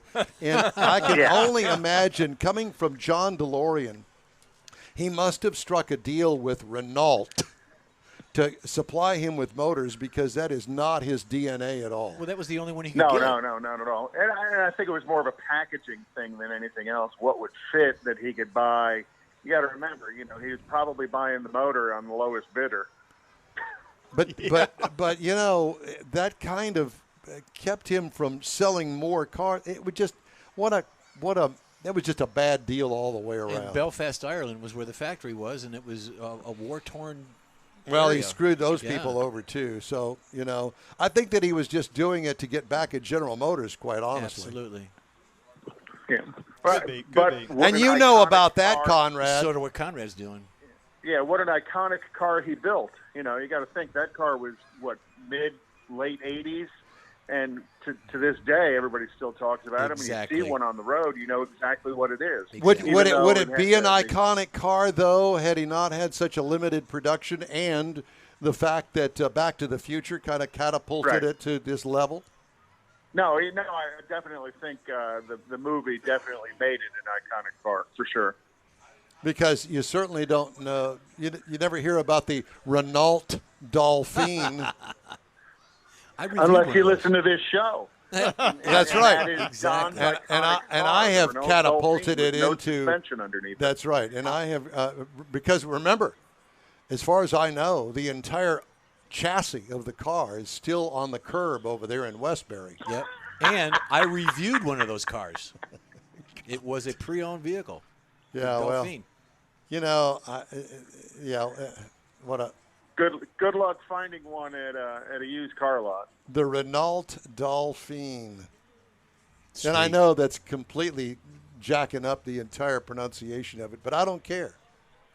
And I'm sure that if Puss Wilson were listening to this broadcast right now, he would agree with me. It was a Renault Dolphin back in the 1960s. We could get him on the air. We would have him on We the air. could if we could get him out of bed. Yeah. But until we do, We've got Yes. Conrad. Andrew Garcia is here Andrew. with his Shelby Mustang. There's is a it whole Andrew or little- Andy? Usually Andrew. Andrew? Okay. Andrew? There's a little group of Shelby Mustangs that came in sitting over here, and they volunteered Andrew to come and talk to us. No, they sacrificed him. Well, I was trying to be polite in front of him, but You know, yeah, they- that's exactly what they said. We'll sacrifice him. He'll do it. They sent him over here, and they're stripping his car. Yeah, exactly. And Mustang? Shelby GT350. Is it the Shelby Club? Shelby Club of Houston. Shelby Sweet. Club of Houston. Wow. So you know Randy Weldon? He's Mustang. Yeah. Yeah, I know, but Well, you know him. Kind Yes. of crossover. Yeah. Yes. I don't know if there's anybody in Houston, Texas that doesn't know Randy Weldon. It'd be His- hard to. Yeah. His reputation precedes him, and I'm not sure that Absolutely. that's a good thing or not. Yeah, good, bad, or ugly. Yeah, exactly. So Shelby Club of Houston. How long you been a member there? 3 years. 3 years? Correct. How long have you owned that Shelby of yours? 3 years. 3 years. Oh. And tell me about the Shelby. What year is it? It's a 2017 Oh, it's GT350. a So it's a newer model. GT350. Correct. Well, we happen to know somebody that owns a 2020 or 21 model of the 500. And he happens to be a good friend of this show by the name of John Gray that owns a company called Gulf Coast Auto Shield. And I was privileged enough to get a ride in that 500. Now, mind you that he owned a 350 prior to the 500. Correct. His name's familiar. I know him through some of the SCCA people. Yes. I'm also an SCCA member. Yes. And so I have to tell you something. That is one badass car. You got the crap Oh, skirt on my you. God. Yeah, Correct. He did. One And of the- then, not that the 350's not unto itself. That's a pretty badass car, too. Yeah, but when you add 250 horsepower to Listen, a car, it yeah. does wonders. So when you're talking about, 1,000 horsepower and you add 250, boy, I can really tell the difference there. You carry the one, Just saying. you cipher in, you carry, and then you drop down the 4. Yeah. Yeah. So you may know. I don't know. When you get into your level of horsepower, it's way above me. Yeah. I mean, I'm good at 400, 500. I can feel that. I know what that's like. But when you get above that, when you have to have a computer control the wheel spin, when you just lay into the throttle, not pad the throttle, just lay into it a little bit, out of my league. Well, that's Because why- I have cars that do this down the street when you turn the traction control off. Correct. Do you turn the traction control Yes, off? because I've actually tracked the car many times. Yeah. So we turn sideways.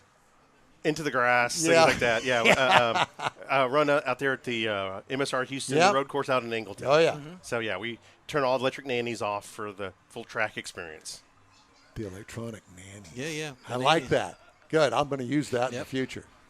Well, so you bought the car new? No, I tried to in 2017, but at the time they were getting $15,000 to $20,000 Over over a sticker. No. So a year and a half later, when kind of the market stabilized, I basically bought it 18 months old with 9,000 miles in perfect shape. It's a demo. For warranty, everything, for probably $30,000 off what the original owner paid for Well, it. good for you. Really? Did he pay over sticker for Yes, it? yes, He did, yeah. So he lost and you gained. Correct. I've got Yeah. a question. There's a young man filming you. Is that That's your my son Goose, and actually he represented the Shelby Owners Club a year ago at this event. Yeah, at one of he these was events. sitting here. I remember Yes. that. Yeah.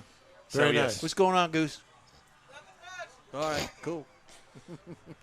So tell me about the car. Have you done anything to it? Other than wash it and drive it. It's running the fine line of keeping your warranty because Ford doesn't support that engine besides a crate engine. There's no parts available for it. It's only sold as a complete long block assembly. That's the 5.2 Voodoo engine. Oh, my God. So it's a flat plane crankshaft. And so you bought this car knowing that. Yes, with the warranty. With the warranty. With the warranty. But don't jack with it because if you jack with it. If you jack with it, Ford are more than happy to not pay a warranty claim on it. And I'll bet you that if there's any kind of a warranty question, they're going to go, okay, well, let's see what kind of oil he's running. Correct. Has he made any changes to anything electronically? Correct. That's the things they look for. Yeah. So we've changed the wheels. We went with a square wheel setup. So it's the same size front and back and with spacers so that I can actually rotate the tires front and back. Mm-hmm. And also dials out some of the understeer. And then we put camber plates. And then we have a R. It's a regular 350. We put the R rear sway bar to kind of give it a little more rotation. So, and then recently we added the Wait a minute. More rotation. Yes. No, more control over the rotation.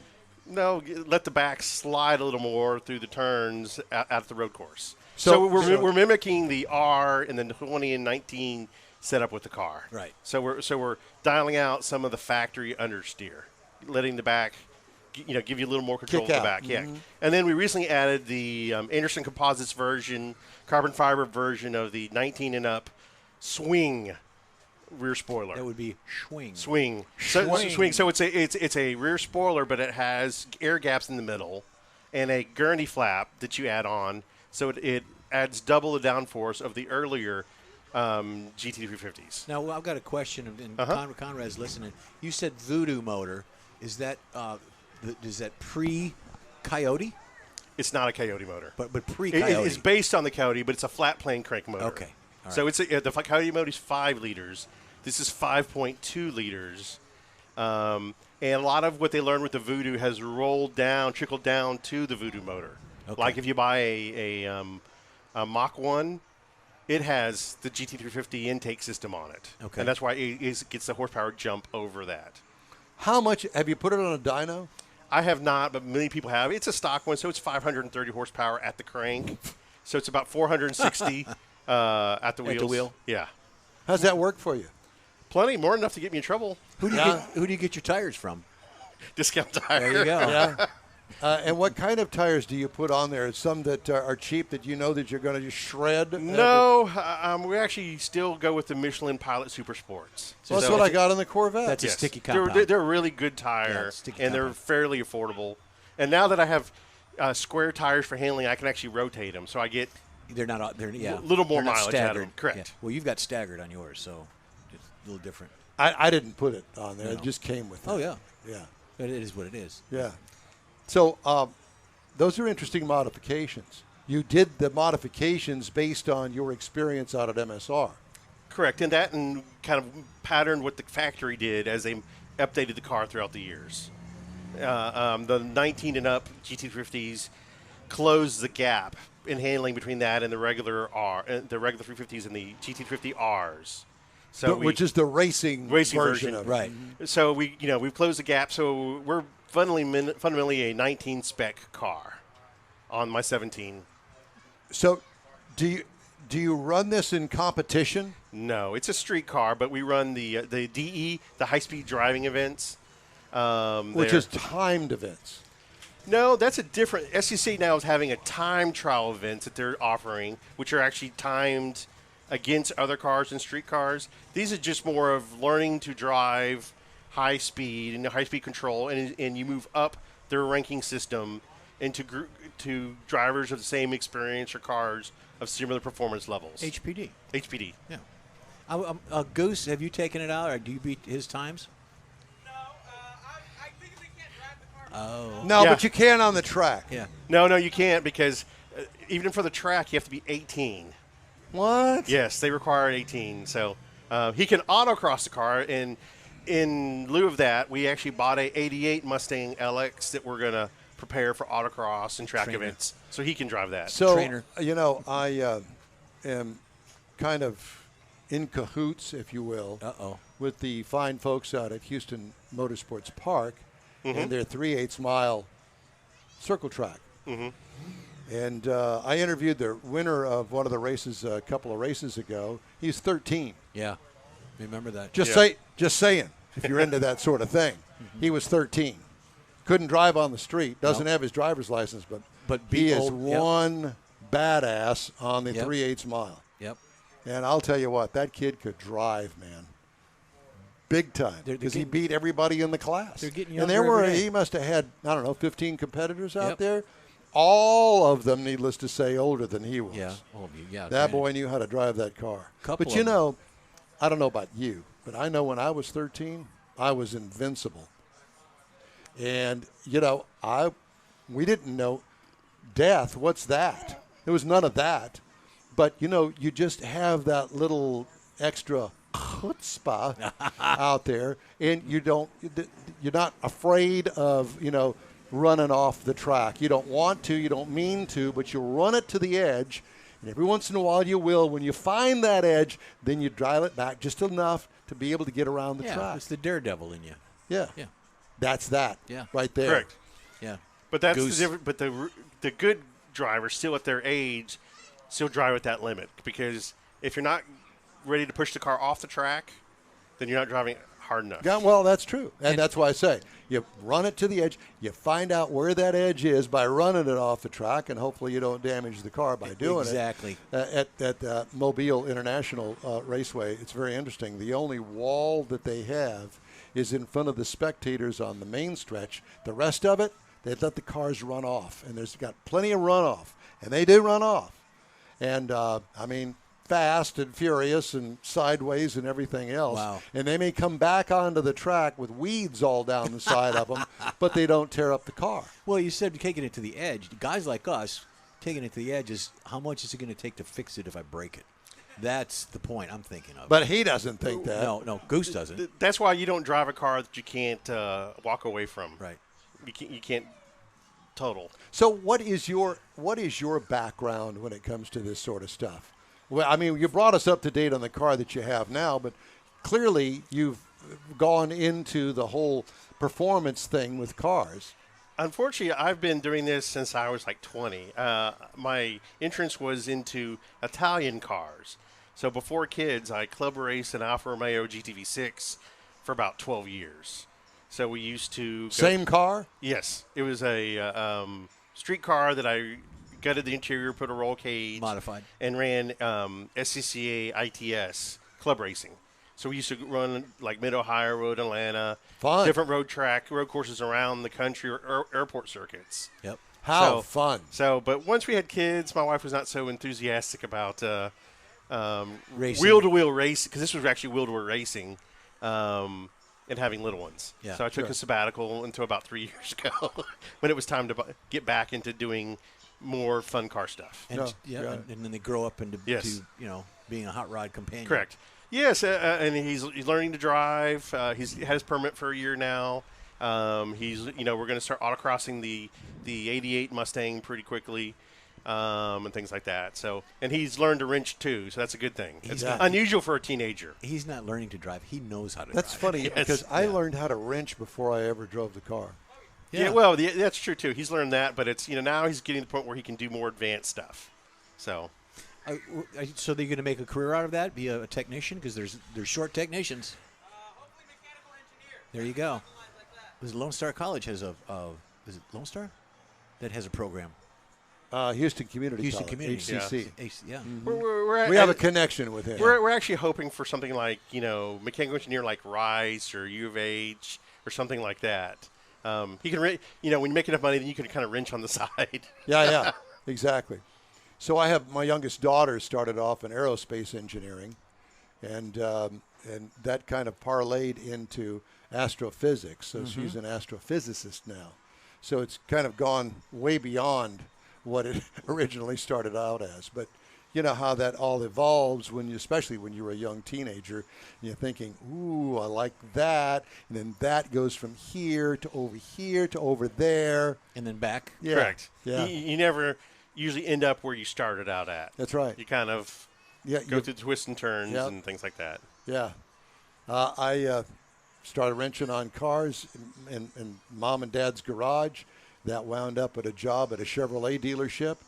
And that, because I wasn't making any money and wasn't very good at it, parlayed into a part-time job on the weekends at a pizza parlor, which wound up getting me into broadcasting.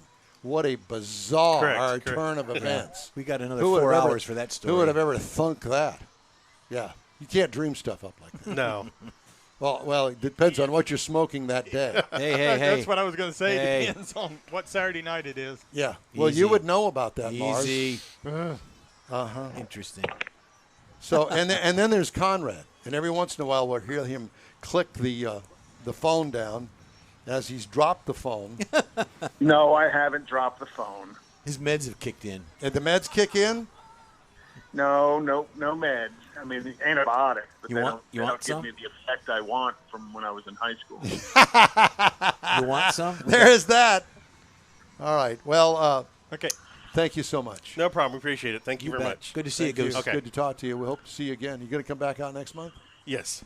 We Bet. live in Sugar Land, so this is a very convenient event for us. Yeah, Oh, very good. Exactly. Because- well, so do we. Because we get tired of driving to the Woodlands and I got Galveston an event and- for you guys. Yeah. Okay. So, and we're going to be there. It's Woody's Waterfront Car Show. Okay. Down in San Leon. And it is in September.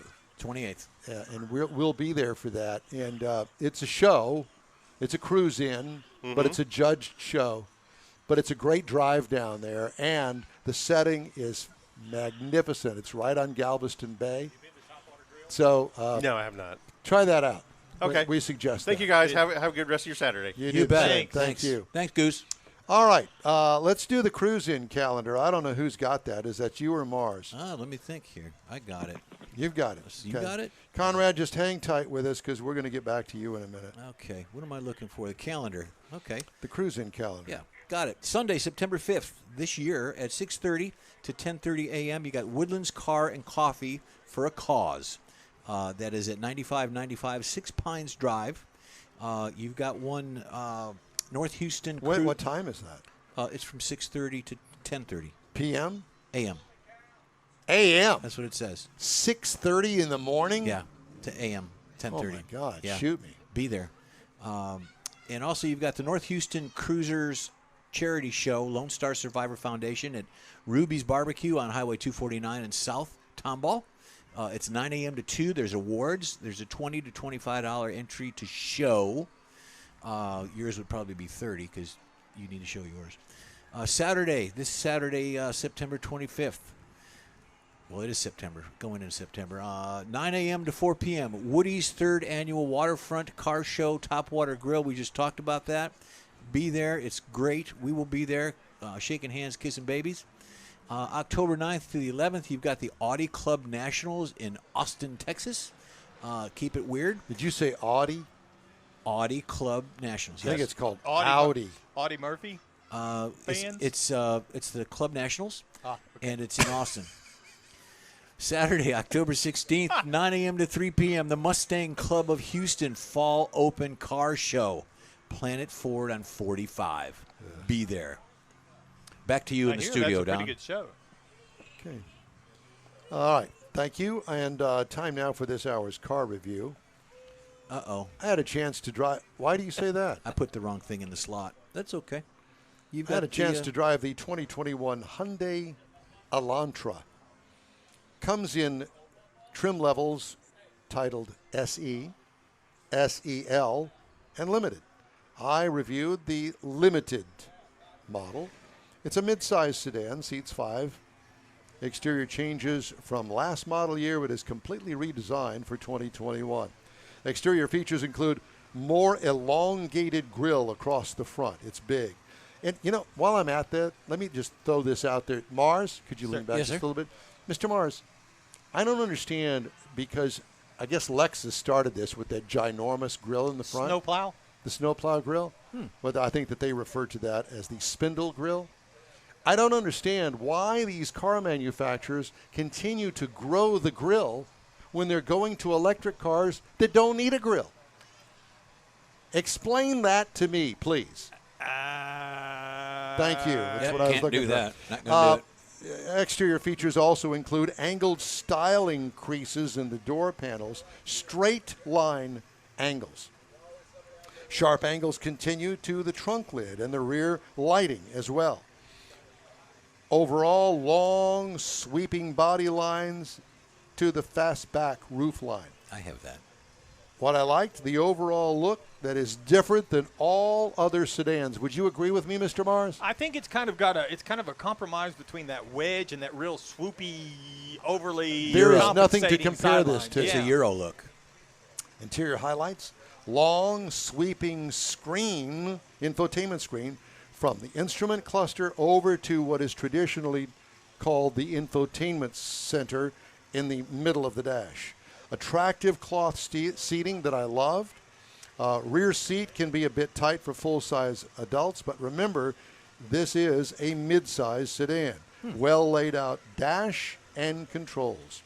Cargo trunk room, adequate for a family of 4 as long as you bring small suitcases. What I liked, it's not too big, it's not too small, it's just right. Engine is a 2.0-liter inline 4-cylinder. Now, That particular motor has a 147 horsepower motor in it with 132 pound-feet of torque, and it delivers that through a CVT transmission.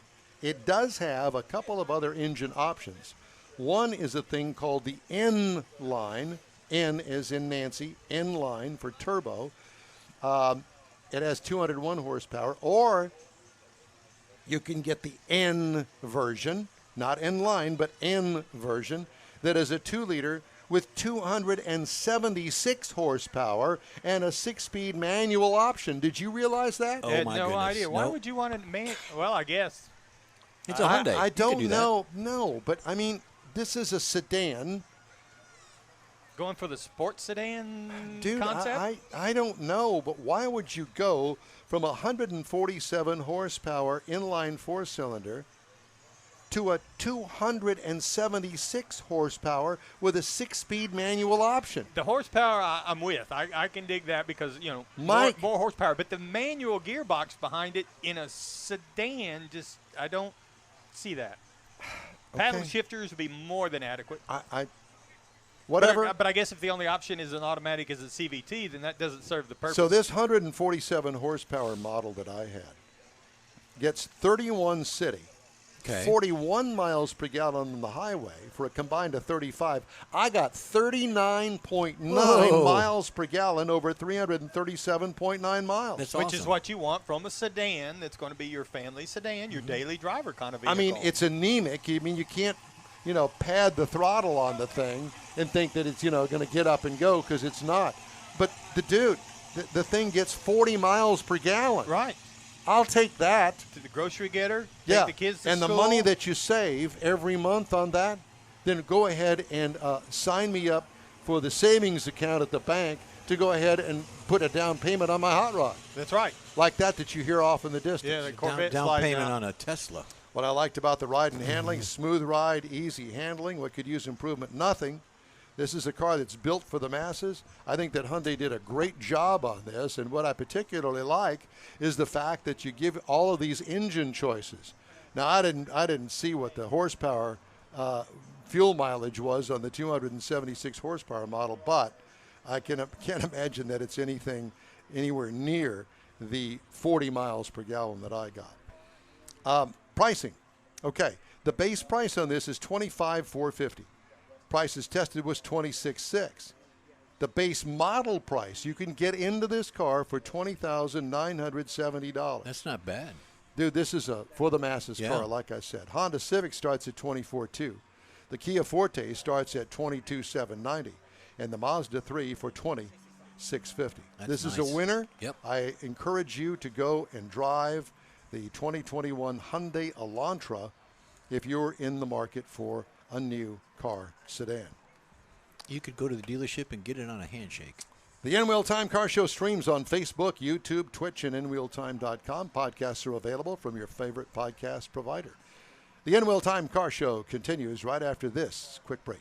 When you're ready to shop Chevrolet, we know one that should be at the top of your list. Bayway. Locally owned by Houston-born and raised Daryl Wisniewski, Bayway brings a sense of family to your Chevrolet buying experience. When you're in the market for a new or used vehicle, you now have a place to go. General Manager Lincoln Stahl guarantees Bayway will beat any competitor's written price on the new vehicle you choose or pay you $1,000. Bayway Chevrolet is located only 8 minutes from the Beltway and Highway 288. Whether it's online or in person, you'll be welcomed like one of the family. BaywayChevrolet.com. Tailpipes and Tacos, Houston's premier monthly car cruise-in, returns Saturday, September 18th at 2 Loopy Tortilla Mexican restaurants in Katy and inside the Loop on the Southwest Freeway near Kirby.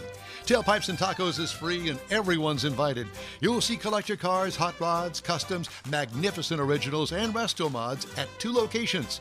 Cars from all over Southeast Texas cruise in and show off in a friends and family event at the Loopy Tortilla Mexican Restaurant on the Grand Parkway at Kingsland Boulevard, just south of I-10 in Katy, and inside the Loop on the Southwest Freeway near Kirby.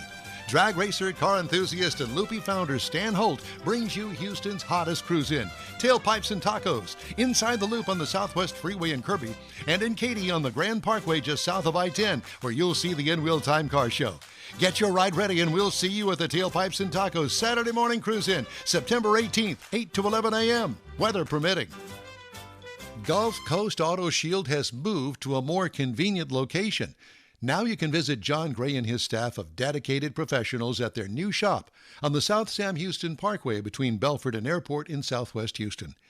Gulf Coast Auto Shield is the best at paint correction and ceramic coatings.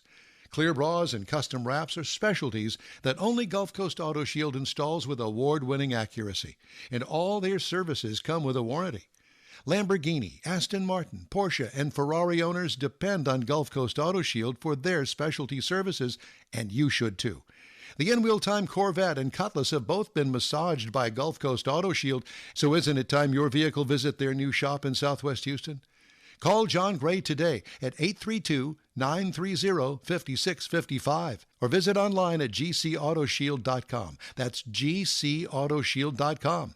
Paint, coatings, wraps, and more at gcautoshield.com.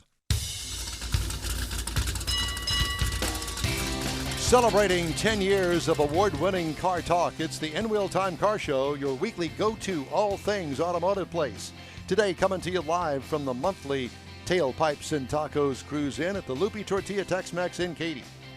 Coming up, Cruise In guests with tales of cars. We have This Week in Auto History. We'll get you updated on the stories making automotive news headlines this week. Howdy, along with Mike out of This World Mars. We need more Jeff Zekin. We do. I'm Don Armstrong. Conrad DeLong is on the line with us this morning. Conrad, glad to see you. Good morning. Good morning. Glad to see that you're doing better, I think. Oh, yeah, feeling much better. Good. All is healing. I'll send you another picture of myself. No, I don't want a damn picture of anything. No. Send me no pictures. No. But I'll tell you what, we're all going to come and kick your ass when you're done with this. Hey, you want pictures? I'll send you pictures. Yeah. Don't send me no pictures. I'll send you pictures. Yeah. So let this be a warning to you, sir. We love you and we want you back. But I think when something goes wrong, see the doctor early. Don't wait so long. Yeah, it's kind of like that ignition switch on the. I was about to say on the Oldsmobile. Would you get that damn thing fixed? Look, you're home all week. Exactly. Go and get the record. Come and get it. Take it to whoever and get the thing. You almost said something. I did. Get the danged ignition switch fixed. Cotton pick and ignition. Do it. Do we need to send some funds over there or what? We're going to call your wife if you don't hurry up. Oh, gosh. We're going to put a tip. That's more of a threat than anything else, I think. We're going to put Yes, it is. We'll put a tip jar up here and we can see how much we can raise. That's for TIP you. with a Yeah. tip. All right. Go ahead, Mr. Mars. Please, let's talk about this really cool looking white with red stripe Mustang convertible that's been sitting out here all morning. It looks kind of factory, but it's not really factory if you get up and look at it. And Jaime Geraldo is the owner of it. He's going to tell us all about this drop-top 65 Mustang convertible. Sweet. Well, it's a 65 convertible. I retired from the Houston Police Department 5 years ago after 31 years. Congratulations. Thank you. Thank you. And my wife, first thing she said is, you got to find something to do. And she said, I'm not having a couch potato sitting around. Where were you in the police department? Well, I did a little bit of everything. Were you in patrol? Well, I was. Over where? Well, West Side. I was out there. Shepherd, the old Shepherd, not the new Shepherd. Southeast. I did traffic. Did you do Northeast? I didn't do Northeast. Okay. I work with a guy that retired from Northeast. Oh, yeah? Yeah. He still wears a gun to this day because of it. Well, I knew this lieutenant right here when he was a cadet. Yeah? We go way, way back. Thank you. To Dustin Woods. Yeah. Good man. Yeah. But so the story goes back further. I actually had seen this car while I patrolled 14 District, which is around Scott Street, Cullen. Yes. Around Scott Street, Cullen, and Yellowstone area. And I've seen this car at a body shop. And the owner, Joe Cardenas, him and I became really good friends. And I bet I asked him 500 times to sell me that car over a 20-year period. Wow. And he's like, no, I'm going to keep it. I'm going to keep it for my grandkids. It was his car. It was his car. He was the owner of the body shop. Fast forward 20-something years later, I was retired, and I happened to be in the neighborhood So I drove by a shop to have some coffee with Joe, and there it sat, and there was a 68 Charger as well. And I said, Joe, one of these two, got to What's give it one gonna up. be? Yep. And he said, well, that's customer's car, the Charger. And he said, but the Mustang, let's go talk in the office. He brought his wife, and I'm like, whoa, maybe Today's the day. today's the day. So they needed some cash for some taxes. You know, small businesses really Yep. really have it tough. So And how long ago was this? 5 years ago. 5 years ago. Wow. So I picked it up from him. It was rough. It needed some work. It had a nice paint job, but He's it, a body shop. Exactly. Yeah. But it definitely needed some work. I had it towed home and just gutted it, interior, everything, wiring. My buddy, who you'll talk to next, Ken, and I, we put wiring front to back, the American Auto wire. Oh my God, what That a was a- nightmare that was a is. nightmare. Yeah, dude, of all the things on a car, that alone, it would kill me. Yeah, well, you should have seen the under dash of that. It was like a bird's nest. I can only imagine. Wow. So we wanted to do, but we used his Camaro, that 67, as a guinea pig. We did his first. Yeah. And then we did How mine. are those wiring kits, if I may interrupt your story? They're really complete. They really are. But you have to have the right tools. We had to rent the crimpers from them. But it took us solid 4 or 5 days. It's all in a great big loom, It I is. assume, It because is. they made it on a great big huge board. Right. So that means that the front wire is basically the front turn signal up here. Yes. And the back wire is all the way back to the back at the license plate light. Right. Yep. And you- everything in between. Exactly. And you know what? It's a complete kit, and it actually has a lot of extras for air conditioning, for Sure. electric fans. If you How run much it does like- something like that cost for a whole car? I think we paid about $600-700 for the kit. That's all? That's it. But I got a quote because I saw it. I'm like, man, I don't want to do this. Yeah. So I got a quote from a pretty popular shop out here. I won't mention names, and they quoted me like $3,000 for the labor. I'm like, nah, we'll do it. But that would make sense. I mean, because as you probably yeah. know now, $3,000 was probably a bargain. I probably How would've many paid. hours did you spend doing this? I think we spent easily 4 solid days, working on it, and it was worth it. I mean, everything works. I turn on the blinkers; they work. Brakes, everything works. So, it was worth it. It was But a lot. you also have the experience of doing it. Exactly. And you can I won't share do it that. again. Yeah, I You won't can share share that. that, yeah. I'm never doing Well, that again. the first thing that comes to my mind is getting that big wad of wires Yeah. through the firewall. Yeah. Getting the wad out. Ah, and then once you get it in through the firewall, then you got to hook it all up underneath the dash. Yeah. Well, luckily, again, it came with a new ignition switch. It came with some, the door the buttons that when you open the door, all that's new. So it's plug-in, some of it. But for the lights and the tail lights, and you have to make your own connection. So that was kind of a pain. And that's where the special tools came in. Exactly, the crimping tools. You have to build your own connecting block. connections, Yeah. Okay. So the engine was overheating, especially when you sat in traffic, in Houston traffic, and it had that little bitty Ford Mustang That's radiator. about that thin? Exactly. Yeah, uh-huh. So I took it to a friend of mine at Texan Motors, Dean Enright, and he looked at it, and it was a mess. I took the hedge off, and you could just tell every bit All of that. clogged up. Oh, it was terrible. So we looked at rebuilding that engine, and he said, well, we can, but we're going to have to bore it out 60. And I'm like, well, hell, if you think I have overheating problems now, I'm definitely going to have let's them. make those cylinder walls just as thin as we Yeah. possibly can. So we decided that we would go with it's an 87 5.0 with the original. The engine that was in there was from a 71. So it wasn't the Probably. original engine I was gonna anyway. say, yeah. No, it was the 289 was long gone, but it does have the original transmission, the C4. I think it's the green dot transmission. But we ended up going with that. They had to do some machine work, but they made it work. We put the original crank and pistons in the in this '87, but it's got the '87 block heads. It's got a Edelbrock intake and Holly 650 carburetor, MSD ignition. It's reliable. So I was just going to say, so you made it streetable and reliable. It did. That's what I wanted. Absolutely. I wanted my wife to be able to drive this.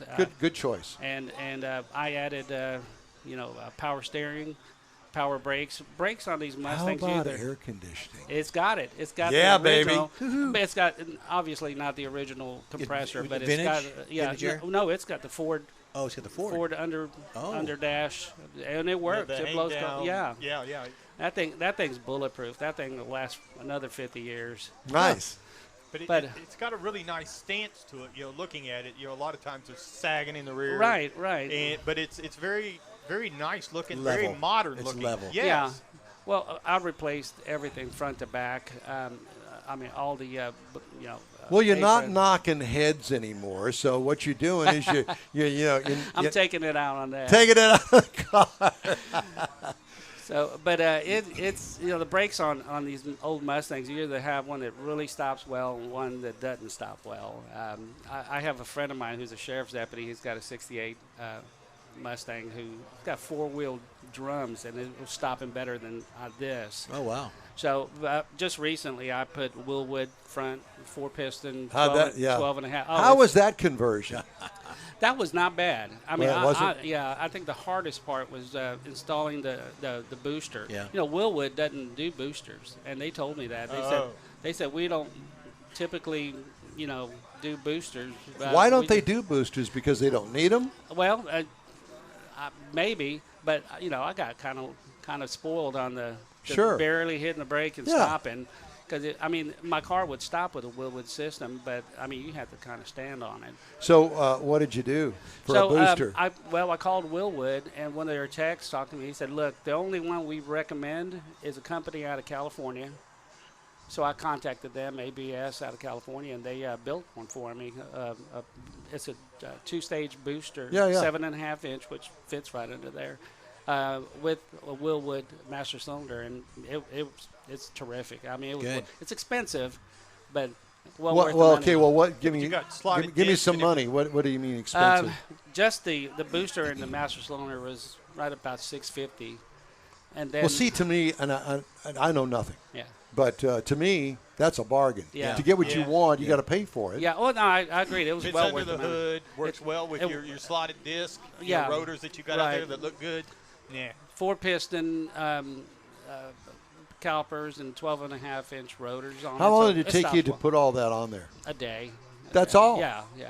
Really? Did it come with an instruction sheet that you threw away? I did. My buddy and I, Ken, we worked on that together one day, and we've worked on both our cars for many, many years. So you do this at your house? Yes. Do you have a lift of some sort? I don't. I wish I did. But I'm looking for a house, and it's got a mandatory 3 to 4 car garage, tall ceilings, because I'm putting the lift in. I'm sure that you watch Motor Trend like I do. And, yes. We all do. And they got this new jack system. I saw that. You just kind of slide under either side, and it gives you about, 2 feet of lift underneath it.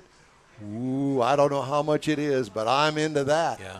But let me tell you, if you have the room for a regular lift, that's the way to go. Hello, money bag. But no, you can find a good one, $3,000, have it installed. I bet that lift you're talking about is probably 25. Absolutely. Pretty close. I would imagine so. So that versus, I'll take the full lift all. You could just put a big beam in, and you get some rope, and you throw the rope over the Oh, beam. yeah, right. Not. Yeah. So, do you drive the car a lot? I do. I for the last 5 years, I got rid of all my cars because I drove that so much. I got rid of my F-150 and my Lexus. Dude, you got it all fixed up. Yeah. Why not? And let me tell you, it's reliable. I feel comfortable enough to turn that on and drive to California and back. So what happens when you go to the movies or the restaurant on a Saturday night with that? Well, I won't take it to the movies, but we go to restaurants, and You beat off the crowd all around yeah, you. a Like, lot I of- really like your car. Yeah, everybody has a Mustang story. Sure. Of any age, really. It's But dude, lot it's of a fun. beautiful car. I mean, it is. looks good, and I really do like the stripes on it. Yeah. Yeah. And they're just the right width. And Right. you can really screw it up by putting them too skinny Yeah. or too fat. Yeah. No, it's just right.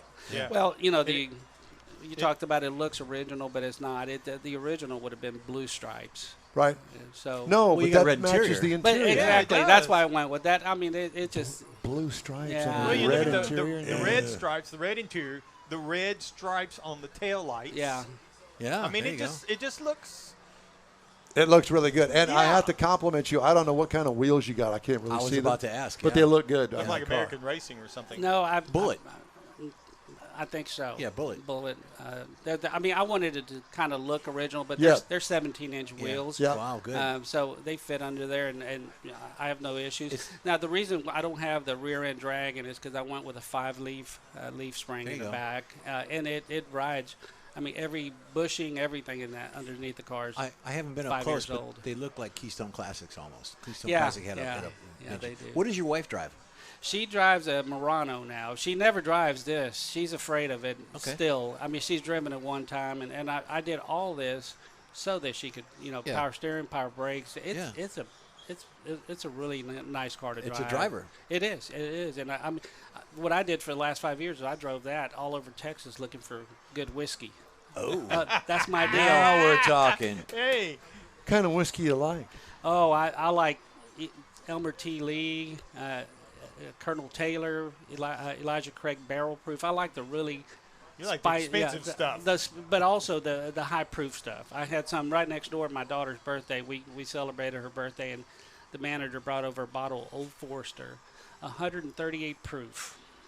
So you're going to join us next hour? What's for, that? For the whiskey. Yes, I'm here. I'm going to cancel my plan. I was gonna say. Oh, I thought you got to go someplace. I'm going to call my wife. You're on your own. Hank. Well, I have to tell you that I'm not a connoisseur by any stretch of the imagination, but I had somebody turn me on to this TX blended. Yeah, it's good. It's really good. Yeah. And it goes down smooth, and you put a big ball of ice in there. And Yeah. oh, my gosh. You get away from it, if you know what I mean. Yeah. Yeah. Well, I drink mine neat. So that's basically Not on room the rocks. temperature from the bottle to the glass. To the mouth. No, exactly. And let me tell you, that 138 proof Old Forester, I told him, I said, man, this stuff is angry. It'll put It's me, angry. It's angry. Yeah. That's it'll what put me in the dirt, brother. I had some Weller Antique. I have yes, I have a bottle of that Do at you? home. Yeah, Yeah. I have about 200 bottles of whiskey in my liquor. What's funny is that I don't drink a lot, but when I do, I drink really nice stuff. Yeah, well, very good. There you Well, go. you know, we're waiting for that invitation any day. Right down the street. Perfect. Beautiful. That's exactly right. Now, does your wife still work? She does. Actually, I just took a job after 5 years, and it wasn't. I'm going nuts. No, I wasn't bored. I wasn't looking for a job, but this job just kind of it really fit me. I've worked with the last 6 years of my career with HPD. I worked with the mental health division Yep. with HPD. I'm the founder of the Houston Police Department Homeless Outreach Team. Oh, very nice. So this job. Well, you don't have very many takers, do you, these days? Well, yeah. Lots. Yeah, I tell you what, and it's getting bad with some of these folks losing their homes Yes. because of COVID. It's increasing. But I'm the new security coordinator for Midtown Management District. Beautiful area. I mean, they've really redone that area, and they needed my help with Because you probably remember the day when Yeah. that area of town Oh. was like, I dude, you roll up the windows and lock the doors. There was nothing there, really. I told them, I said, I can't believe the improvements you guys have made. And Unbelievable. I patrolled that area probably 25 plus Sure. years ago, and it was a tough spot. Sketchy. Yes, it was. Yeah. Very bad. But boy, is that turned around. Yeah. You know, as somebody asked me the other day, well, what do you think about, what's happened to downtown Houston? I said, well, I've been here since 1962, and I have seen with, the sun goes down, they roll up the sidewalks downtown. I said the single one changing thing that completely changed downtown was Minute Maid Park. Yeah. Everything changed when they moved the ball team downtown, because everything changed for the better down there. Everything. Yeah. And now look at it. Edo. Who would have ever thought the east side of downtown would find its own? Yeah, I was raised in the East End. Yeah. Yeah. And I have a friend that I work with. He and his wife, who you would know if I told you her name, they have a beautiful townhome that's really not that far from Minute Maid Park, but it's down into Edo, Right. probably by about 4 or 5 blocks. Dude, it is unbelievable the transition that Well- some of these places have made. Well, what's funny is I said, I can't afford to move back to my old neighborhood. Exactly. I mean, the homes, the prices are Wow. just out of Well, this it's like world. Bel Air. I mean, Yeah. I grew up in Bel Air. There's those old, World War II ranch-style homes in there. There are none of those left. Yeah. Well, we've got a studio that we rehearse the band in Bel Air, and Bel Air, fix your streets. I mean it, fix your streets. Yeah. Well, Now you were going to join HPD, but Vice was full. Vice was full. That's right. But I was going to join them on the other side of the that's what it steel is. cage.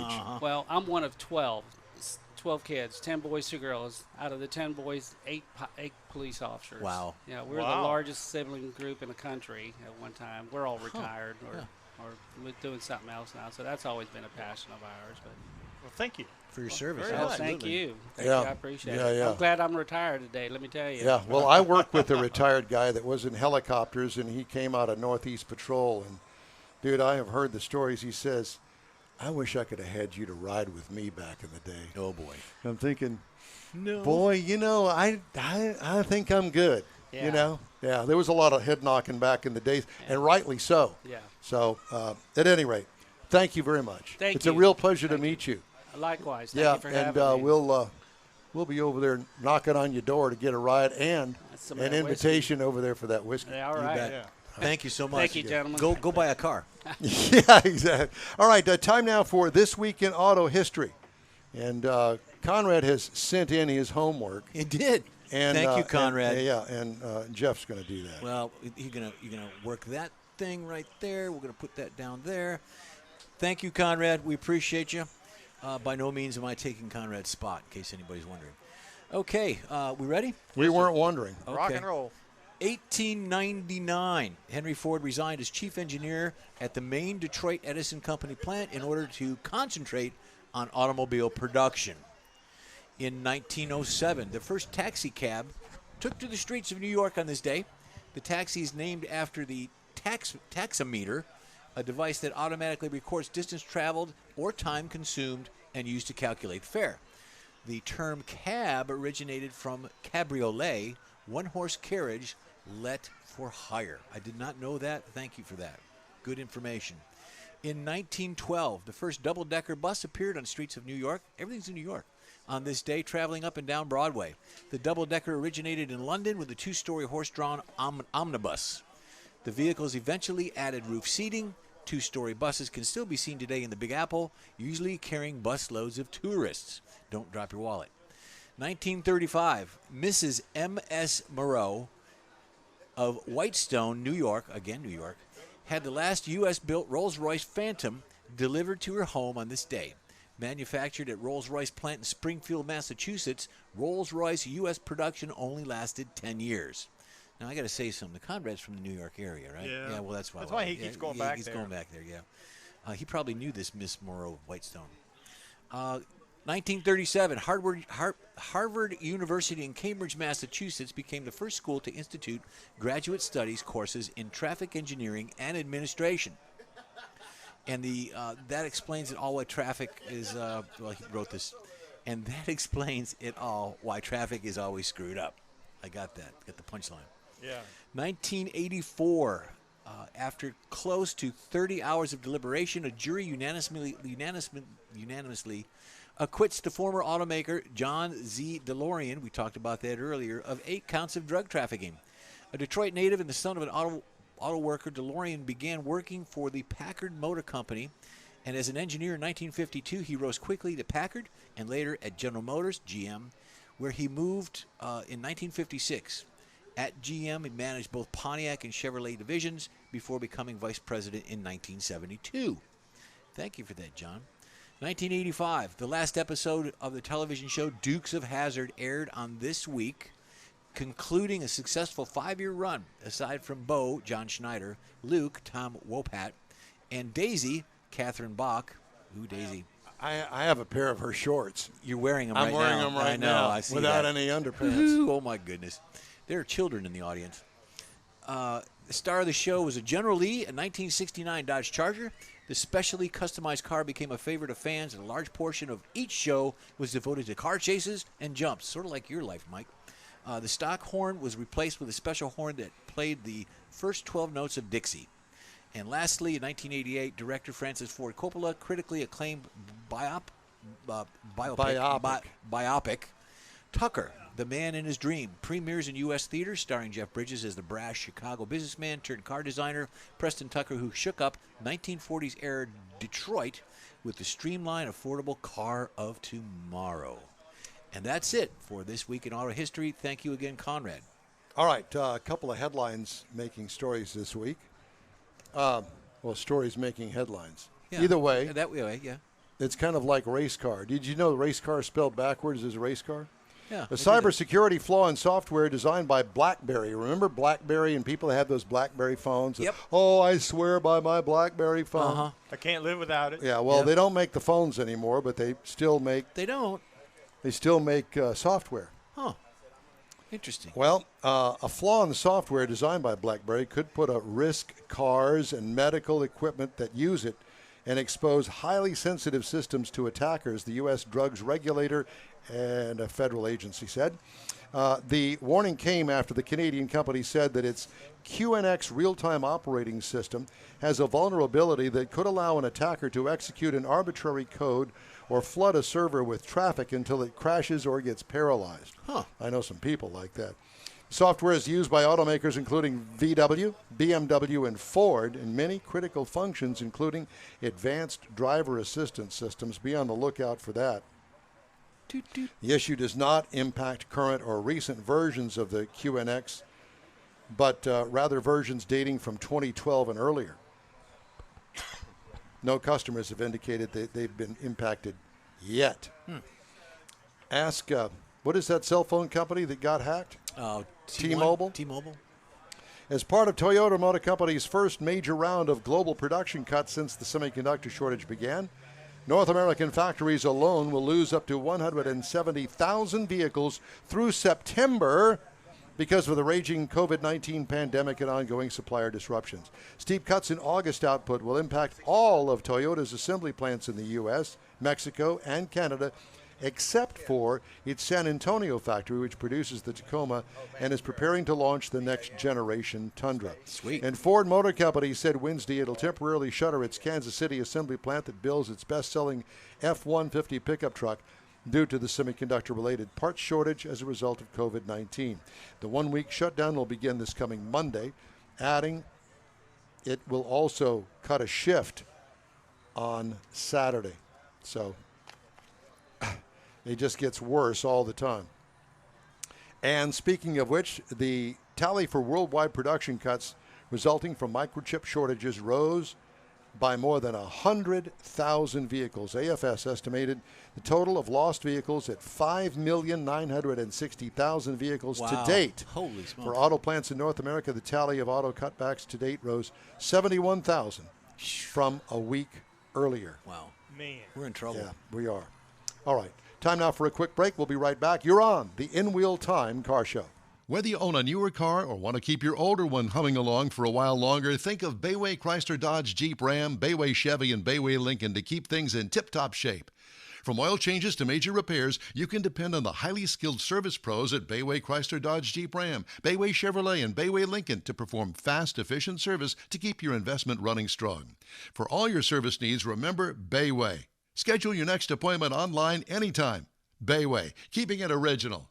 Tailpipes and Tacos, Houston's premier monthly car cruise-in, returns Saturday, August 21st at 2 Loopy Tortilla Mexican restaurants in Katy and inside the Loop on the Southwest Freeway near Kirby. Tailpipes and Tacos is free and everyone is invited.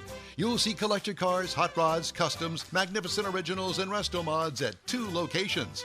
Cars from all over Southeast Texas cruise in and show off in a friends and family event at the Lupe Tortilla Mexican Restaurant on the Grand Parkway at Kingsland Boulevard, just south of I-10 and Katy, and inside the Loop on the Southwest Freeway near Kirby. Drag racer, car enthusiast, and Lupe founder Stan Holt brings you Houston's hottest cruise in. Tailpipes and tacos at Lupe's inside the Loop on the Southwest Freeway in Kirby, and in Katy on the Grand Parkway just south of I-10, where you'll see the In Real Time Car Show. Get your ride ready and we'll see you at the Tailpipes and Tacos Saturday morning cruise in at Lupe's in Katy and Kirby, August 21st, 8 to 11 a.m., weather permitting. Gulf Coast Auto Shield has moved to a more convenient location. Now you can visit John Gray and his staff of dedicated professionals at their new shop on the South Sam Houston Parkway between Belford and Airport in Southwest Houston. Gulf Coast Auto Shield is the best at paint correction and ceramic coatings. Clear bras and custom wraps are specialties that only Gulf Coast Auto Shield installs with award-winning accuracy, and all their services come with a warranty. Lamborghini, Aston Martin, Porsche, and Ferrari owners depend on Gulf Coast Auto Shield for their specialty services, and you should too. The in-wheel time Corvette and Cutlass have both been massaged by Gulf Coast Auto Shield, so isn't it time your vehicle visit their new shop in Southwest Houston? Call John Gray today at 832-930-5655 or visit online at gcautoshield.com. That's gcautoshield.com. Paint, coatings, wraps, and more at gcautoshield.com. Celebrating 10 years of award-winning car talk, it's the In-Wheel Time Car Show. Today coming to you live from the monthly Tailpipes and Tacos Cruise-In at the Lupe Tortilla Tex-Mex in Katy, Texas. Coming up, some more guests here from the Cruise-In. We need more Jeff. We'll review his pre-owned car of the week. Are you ready for this? The historic 1977 Ford Maverick. That's before you were even born. Oh, yeah. We got the racing calendar. We've also got the stories making auto news headlines this week. That and more just ahead on this In-Wheel Time Car Show. Howdy, along with Mike out of this world Mars. We need more Jeff Zekin. 77. I'm Don Armstrong. King Conrad's off today, but he's on the phone with us. I want to remind everybody that this segment of In-Wheel Time is sponsored by Garages of Texas, luxury garage suites. Put a roof over your ride. All right, Mr. Mars, I see we've got another guest here in the remote studio. You know, the last segment, we were talking with Jaime about his 65 Mustang, and he was talking about his buddy that kind of helped him do that kind of stuff.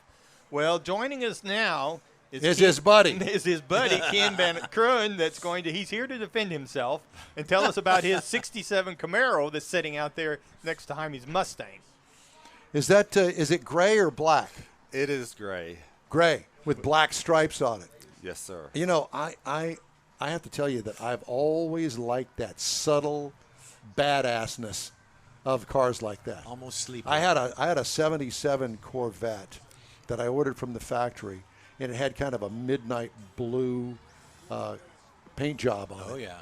And I did nothing to the paint job. I didn't add anything to it. I kind of like that stealthy look. So I appreciate what you got going Sleeper. That's exactly why we did the dark gray with those black stripes. Depending on the light, those stripes go away. It can really sometimes people don't even notice the stripes until they walk up on the car. So, well, really good. So it's a 67, first year model of the Camaro. It was. Yep. So give me a little background on the car. Okay, so I actually bought it from a friend. He had owned the car since the mid-'80s. Arizona car, very little rust on it. He started the restoration and kind of lost interest, kind of got over his head a little bit on it. And I had an old Mustang. And you knew all about it. So I had been kind of trying to get the car from him. And one day he just made me a deal I couldn't refuse. Wow. And, you still have the Mustang? Got rid of the Mustang. Got rid of the Mustang. Actually, the Mustang my son wanted, and then he lost interest once he realized how much work it was going to be. Yeah. So I got the Camaro and started a 4-year process of restoring it. Now, where did you start? Did you start with the body, or did you start with? What did you have to start with? It was a good car, very little rust on it. The guy, it actually came out of the factory with an inline 6-cylinder in it. The guy I bought it from had already converted it to a V8. It was not, he was not able to really get it to run. It was leaking water. Really just, like I said, he was kind of over his head and lost interest in it. So well, Mars is giving us some nice yeah, pictures of it here online. He's so out there doing a if you're remote. watching online, then you can see the car in the parking lot. Go ahead. So we originally it wasn't going to be a 4 restoration. I was going to make it a sleeper. I was just going to get it running and drive it. And then little by little, you take a part off and paint it and put it on, and then you go, oh, well, now that looks bad. Yeah. Dude, you're talking to me now. I know all about that. Exactly. And the next thing I know, I had parts in the attic. I had parts in the shed. I had a hood on my dining room table. Oh, man. Transmission in the tub. I love it. And that's where it started. And the 4-year deal was a lot because I was on such a tight budget. I made a list of everything I needed, and I actually bought stuff when I found good deals, not necessarily when I needed it for the car. So a lot of times I'd save my money up, go buy a bunch of parts that I couldn't even use. Yeah. So it was a longer process than it needed to be, but at the end of the day, very happy with Now, the is it results. body off restoration? Yes, but not like a chip foos body off restoration. Right. The frame's been out of it. Actually, it's been out twice now. Actually, gone back every couple of years. I go and update it. So I did a new frame. A brand new frame. Yeah, about a year and a half ago. Yeah. It had always been a little bit torquey, so just made the decision to go ahead and put on a new suspension and a frame. And well, let's face fact. I mean, the '67 Camaro was Chevrolet's answer to the Mustang, and the Mustang in the same category. The cars were built for a 6-cylinder engine. Originally, that's what they were, and they fitted a V8 in both of them, and they kind of did okay for what they were. But I remember the day. They were, relatively speaking, inexpensive cars that were an alternate to the Nova in the Chevrolet case. Or, everybody thinks that the cars were built for V8s. No, they weren't. They were built for actually an inline 6, to be honest. Right. And so the frame, if you put a V8 in there, it was pretty much taxed to the limit. And if you added any horsepower at all, you got it twisting along with the body on it. So did you go – what kind of a frame did you put underneath it? It's actually just a exact replacement frame. Yeah. American – the name skips me which Right. one it was. But it's just a OEM remake. It does have some extra supports in the bottom of it. Right. But it's also not 50 years old. Exactly. Yeah. And it's actually straight. You're right. So it didn't do as much as I thought it would do. I really thought my frame was tweaked pretty good, and it did make things better. It definitely moved the front wheel a little bit. So had it been in an accident or something? Or just, I'm assuming that at one point it had been in an twist accident. going on? And I just always noticed that my driver's side wheel was pushed back a tad. Oh. And didn't affect the driving or handling of the car, Yeah. but my eye could see it. So Now, was always drove me crazy. originally a V8 car? No, it was originally an inline 6-cylinder. So the car was very straight when I got it. And Yep. that was one of the things I really liked about it, that it had never been hot rodded Yep. before I got my hands on And it was a desert car, so that's a good thing. Yeah. So and it had the 6-cylinder in it when you got it? No, like I said, the guy had started it, and he put an engine in it, and but it was leaking water, and he couldn't get it to run right. The water turned out to be a freeze plug behind the engine mount, of course, the only one that really is a huge problem to get to. Right. And the engine was just tuning, and So we in got other it words, running. you still have the original V8 in it that you bought it when it was new. New to you? New to you, yeah. Technically, it's the same block, and heads.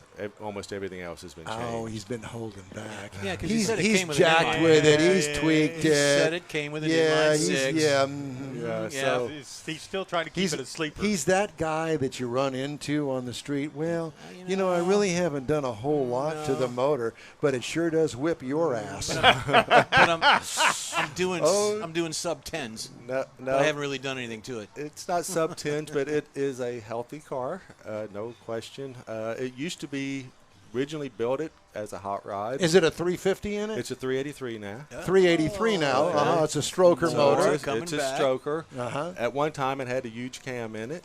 But in the recent years, I have put a more moderate roller cam in it. I've switched to a fuel injection system. Okay.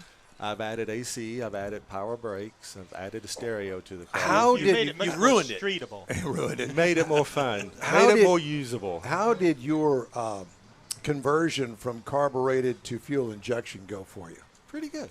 Was it fairly easy? Yeah, I found it easy. It was just the expense. That's the. What was that? that's $1,000 That's bucks? a bullet you have to dodge. Yeah. By the time you get a Fuel tank, pump and all the other. lines, Yeah. and I went with the Elder Block Pro because I wanted a whole system that would control my timing and everything. I just felt like that was the way to go. It turns out to be about 25. 2,500. Well, I missed that by 1,500, didn't I? You did. Now, you park next to your friend with the Mustang. That is Do you correct. work together? Like, you work on his Mustang with him, and he works on your Camaro with Absolutely. him? Because I think he you said that wash your hands they after you did do they did the test of the wiring on yours before he did his. So how did that work out? Good. So originally when I redid the car, like I said, I like to do updates every once in a while. I was on a tight budget, did not replace the wiring, just got it to work. You notice the one thing in common that he said throughout this interview, he was on a tight budget. Yeah. Yet 1,500 he here. went, yeah, no, 600 2,500 there. for that injection Yeah. system. But Are you a married guy? I've been with Diane He dabbles. for 12 years. Okay. God, I hope that's right. She's watching. We'll get her over here. Yeah. So I just wanted to make sure that we're all on the up and up here with the expenses, because Conrad keeps all of his expenses in his trunk. Yeah. Trunk. Yeah. Yeah. And his trunk is full. Yeah, so I was on a budget. No, I built the car for about $16,500. Okay. Oh, okay. Okay. Including the cost of the car. Including buying the car. Okay. Oh, that's not bad. That's It's good. really not bad at all. So I did all the work myself, but there were some things I couldn't do, right? And the wiring was one of them. The wiring was pretty good. It was a car from the desert, but I kept having to do little patches to make things work. Yep. So at one point I just said, okay, it's time to bite Just the do it bullet all. and pull all the wiring out of the car. And I actually have a picture of myself standing in front of the car with Oh, the big loom. this massive wire. I'm going, well, I think I found the problem. Yeah. So you said you had to patch it. Was it from animals eating it or just deterioration of age? Just deterioration, like the starter. I got voltage, but not enough current to actually energize it. So I wound up having to get a little relay and bring power Jumper, to yeah. the relay, and this basically made it like a screwdriver across the starter, So my key was activating the relay because I could get enough juice for that. Yeah. And I think I had about 4 of those relays. So Interesting. it was Kind of time. re-engineered everything. So you don't have to worry about that anymore, I assume. No, it's all, and the kit we used, it's a little more involved because you have to build all of the plugs. So Yeah, that's what he was saying. yeah. Why did they do that? because you don't have splices. I mean, who wants to put in a brand new wiring harness and have splices? Well, no, I understand, but why didn't they put the connectors on the terminations on? So you could do your own routing. A little more universal to. Yeah. Well, so I mean, you could customize it. So if you had air conditioning per se, then you plug it up for that. Add it. And if you wanted to go behind the fender wells instead of in front of them, like that's like the smart. stock That makes did, sense. So you can hide the wiring better. You know, I put some wiring through the frame. Nice. You know, just some little things to Make it clean yours. things up a little bit. So how long did it take you to rewire the entire car? About 2 days. So That's funny because he said, Did for 5, his car it was 4 4 days yeah. for him. So, I would think that for me, it would take weeks. Yeah. Oh, my God. It's not that And bad. a lot of words, a lot of different words being said. It's very intimidating when you start pulling all that wiring out of the box. Yeah. Yeah, I can see that. And at first you're like, okay, I'm just going to unplug this and plug this in. Right. And eventually you realize, Oh, no. okay, all you can do is rip it all out. So with this wiring loom that you buy, I assume that they give you a wiring diagram for basically plug-and-play dumb people like me. A whole book. A whole book. A whole book of wiring So diagrams. in the book, do they take you step by step through it? Okay, we need to start here, and this is where you go from here to here. It does. It really does. And the bigger problem is when you get through and things don't work. Okay, and it's going to happen. I mean, I had a few little things to overcome on mine. When we did Jaime's, we had a few little things to overcome. So a little bit of knowledge of how to diagnose wiring is very helpful. I actually had to call American Auto Wow and talk to their people because I had my taillights were doing weird stuff.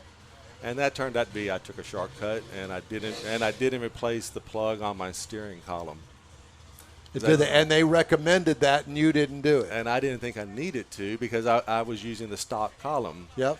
But then, see, that would be me. That is me all over. Yeah. Oh, well, it works fine with this old wiring system. Yeah. No. It plugged right in. Right.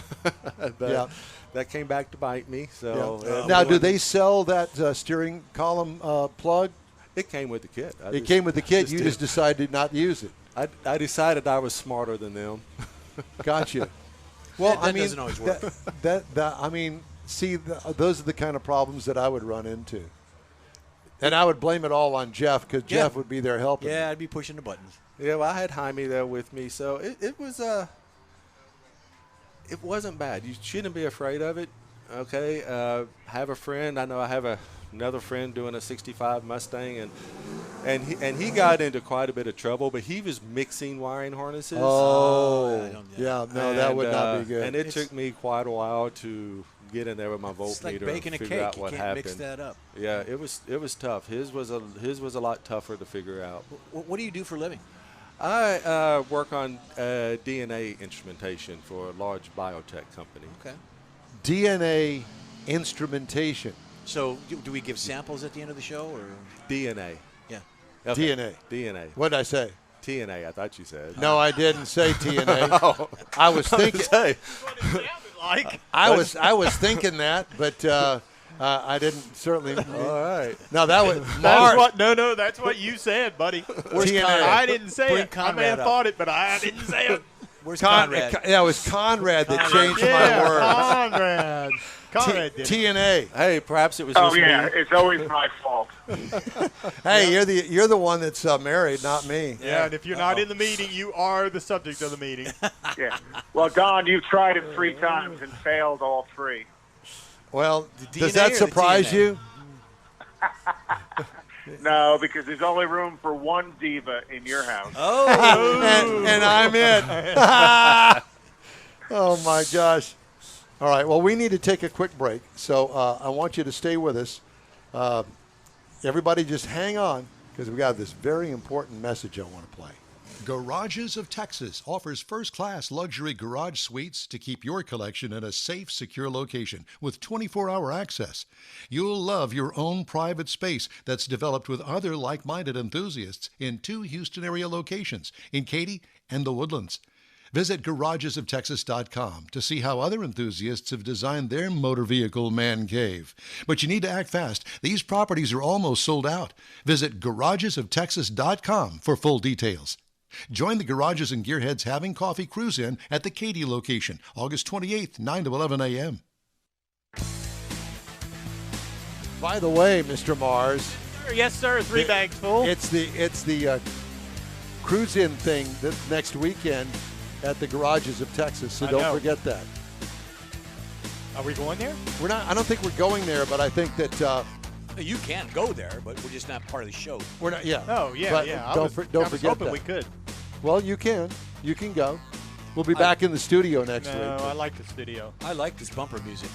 Do you? I love it. As long as we need more. As long More as bumper. long as the we don't get sued. Send your comments to Jeff. I like this bumper music. Okay, so we're back here. We're talking about Camaros. You noticed that your buddy With left Ken. you.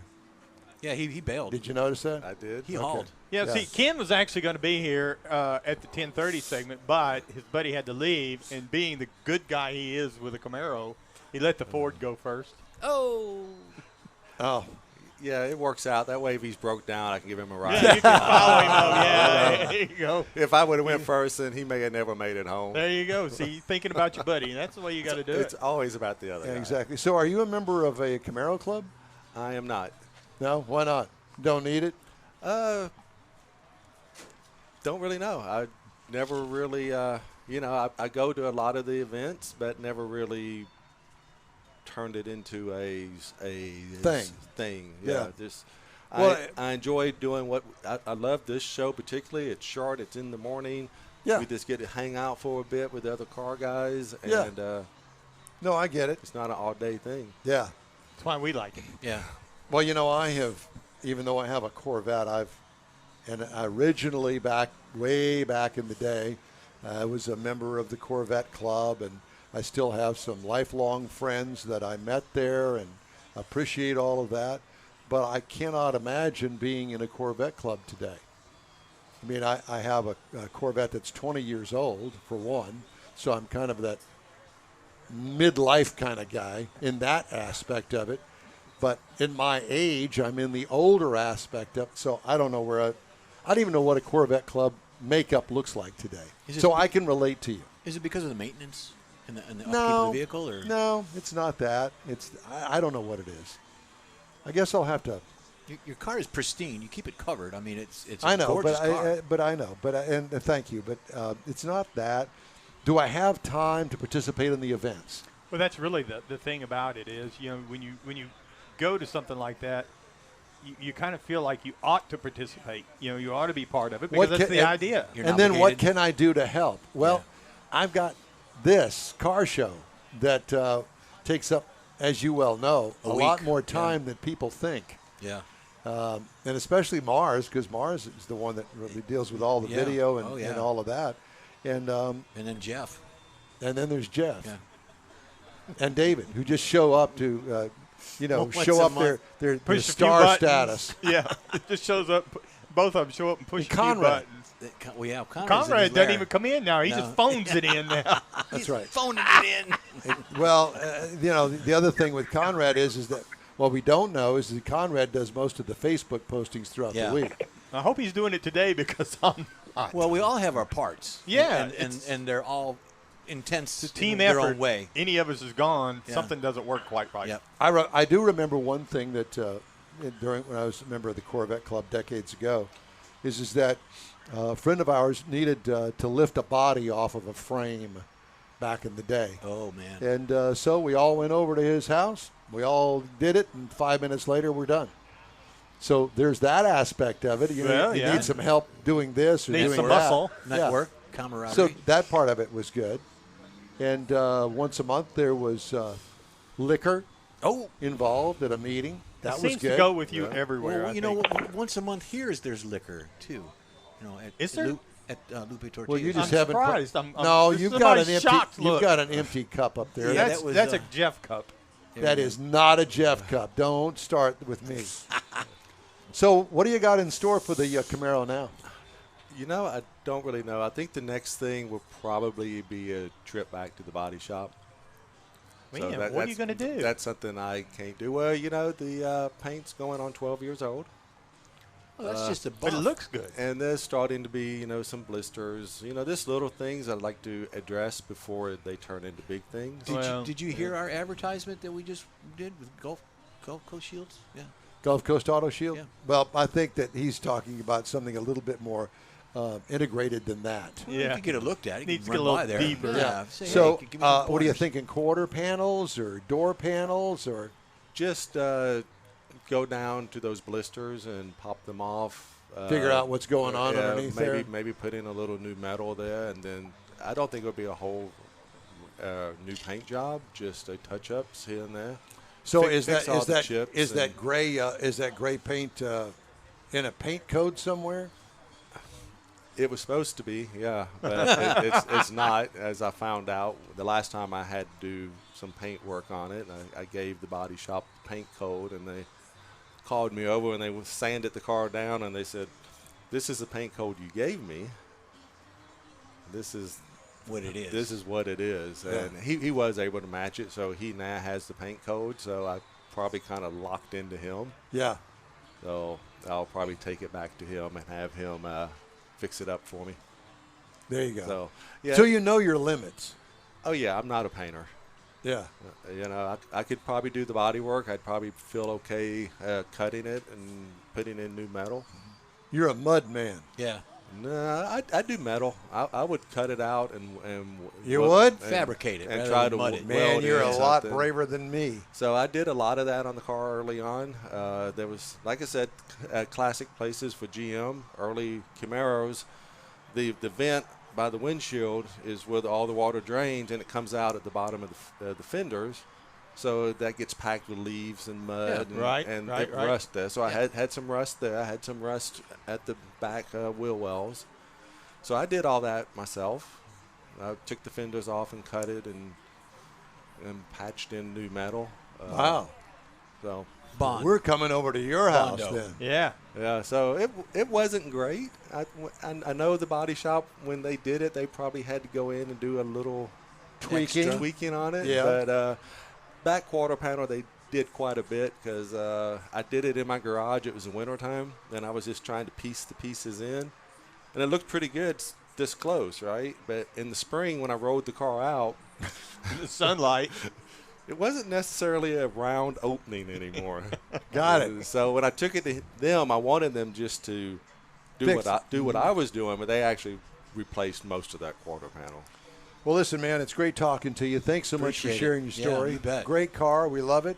Hope to see you again next month. I'd like to come to here, so I'll be back. Well, then we'll see you. We're looking forward to it. Thank you all for having me. Thank you. You bet. Time now for the racing calendar. Okay. Jeffrey, you have that. You have the racing calendar? I do. It's Give me something just a that moment. Conrad supplied you. He did. I just lost my page. Bear with me. Talk amongst yourselves. Now we're going to sit Here we here and go. watch you thumb There you through go. all your pages of Racing paper. calendar. I've got double duty today. Today, 24 hours of Le Mans, and I think Conrad alluded to that this morning. It's when he Le Mans. Le Mans. Le Mans. 24 hour of Le Mans. Uh-huh. Oui. Okay, NHRA's in Brainerd, Minnesota. We talked about that as well. It's the Dodge SRT U.S. Nationals. NASCAR Cup is at Michigan International Speedway. On 8/28, you've got Daytona Speedway. On September 5th, you've got Darlington. September 9/11, you've got Richmond Raceway, Saturday Night Formula. And then also you've got, Formula One is the 29th. You've got the Belgian Grand Prix, 9/5. You got the Dutch Grand Prix. September 12th, you've got the Italian Grand Prix Monza IMSA. And then on the 8/22, you got Virginia International Speedway. September 12th, you've got WeatherTech Raceway, Laguna Seca. IndyCar coming up on today, actually, a Gateway Motorsports Park.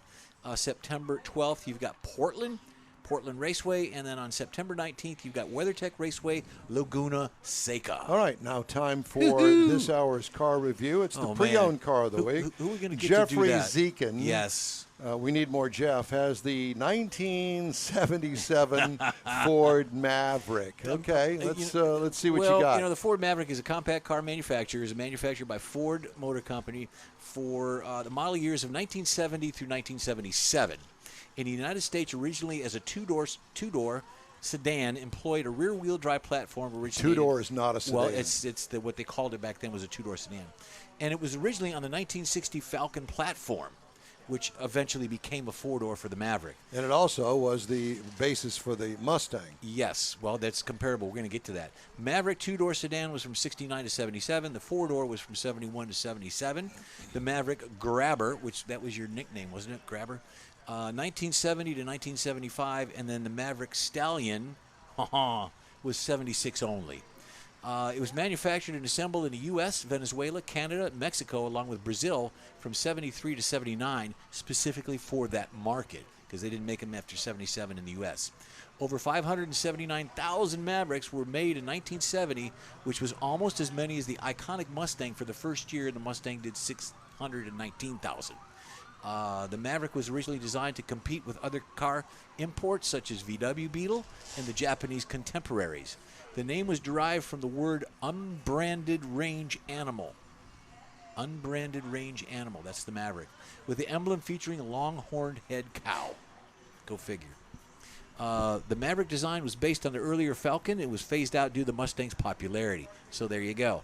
That's your Mustang group there. Just a short time here. The base model was marketed at $1,995, which back up the Ford Motor Company's message was a simple, inexpensive car. It was initially only made available two-door sedan. Four-door was quickly added in 1971, along with the vinyl roof option, which the pictures show. The basic differences in the four-door and the two-door was more leg room in the rear with longer wheelbase. All Mavericks were equipped with a C4 automatic transmission with 4 engine options, and the options were 170 cubic inch, 200 cubic inch, 250 cubic inch, and a 302 cubic inch V8. Most popular and iconic Maverick muscle car theme was the Grabber. There you go. Which was introduced in the mid-70s, offered through 79. The Grabber trim featured special graphics, including unique spoiler, and versions came with a special dual dome hood, which is highly sought after to this day. You could get one right now. If you find a Maverick today, you could probably get one for about $3,000, a little less. The end. Back to you in the studio. Do I want a Maverick for $3,000? I don't know. They're out there. Yeah, they're out there. Okay, well, I think since you're a Ford man, I think that No, you need what? to go ahead and take that up. Hey, the In Wheel Time Car Show streams on Facebook, YouTube, Twitch, and InWheelTime.com. Podcasts are available on your favorite podcast channel. The In Wheel Time Car Show continues right after this quick break. Winning the highest sales satisfaction award among all luxury brands from J.D. Power in 2020 tells you everything you need to know about your Lincoln purchase from Bayway. Bayway Lincoln is where a premium buying experience is a priority, and you're invited to feel it yourself. This Houstonian-owned premier dealership is managed by Lincoln Stahl, a seasoned member of the Bayway family. If it's online, in person, or in your own driveway, Bayway gets you to the luxury level you deserve. Bayway Lincoln is on the Gulf Freeway at Fuquay, just inside Beltway 8. Visit BaywayLincoln.com today. Tailpipes and Tacos, Houston's premier monthly car cruise-in, returns Saturday, September 18th at 2 Loopy Tortilla Mexican restaurants in Katy and inside the Loop on the Southwest Freeway near Kirby. Tailpipes and Tacos is free and everyone's invited. You'll see collector cars, hot rods, customs, magnificent originals, and resto mods at 2 locations. Cars from all over Southeast Texas cruise in and show off in a friends and family event at the Loopy Tortilla Mexican Restaurant on the Grand Parkway at Kingsland Boulevard, just south of I-10 in Katy, and inside the Loop on the Southwest Freeway near Kirby.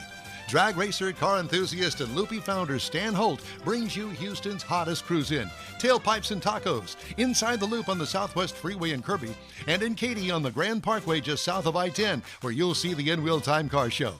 Get your ride ready, and we'll see you at the Tailpipes and Tacos Saturday morning cruise-in, September 18th, 8 to 11 a.m., weather permitting. Gulf Coast Auto Shield has moved to a more convenient location. Now you can visit John Gray and his staff of dedicated professionals at their new shop on the South Sam Houston Parkway between Belford and Airport in Southwest Houston. Gulf Coast Auto Shield is the best at paint correction and ceramic coatings. Clear bras and custom wraps are specialties that only Gulf Coast Auto Shield installs with award-winning accuracy, and all their services come with a warranty. Lamborghini, Aston Martin, Porsche, and Ferrari owners depend on Gulf Coast Auto Shield for their specialty services, and you should too. The In-Wheel Time Corvette and Cutlass have both been massaged by Gulf Coast Auto Shield, so isn't it time your vehicle visit their new shop in Southwest Houston? Call John Gray today at 832-930-5655 or visit online at gcautoshield.com. That's gcautoshield.com. Paint, coatings, wraps, and more at gcautoshield.com.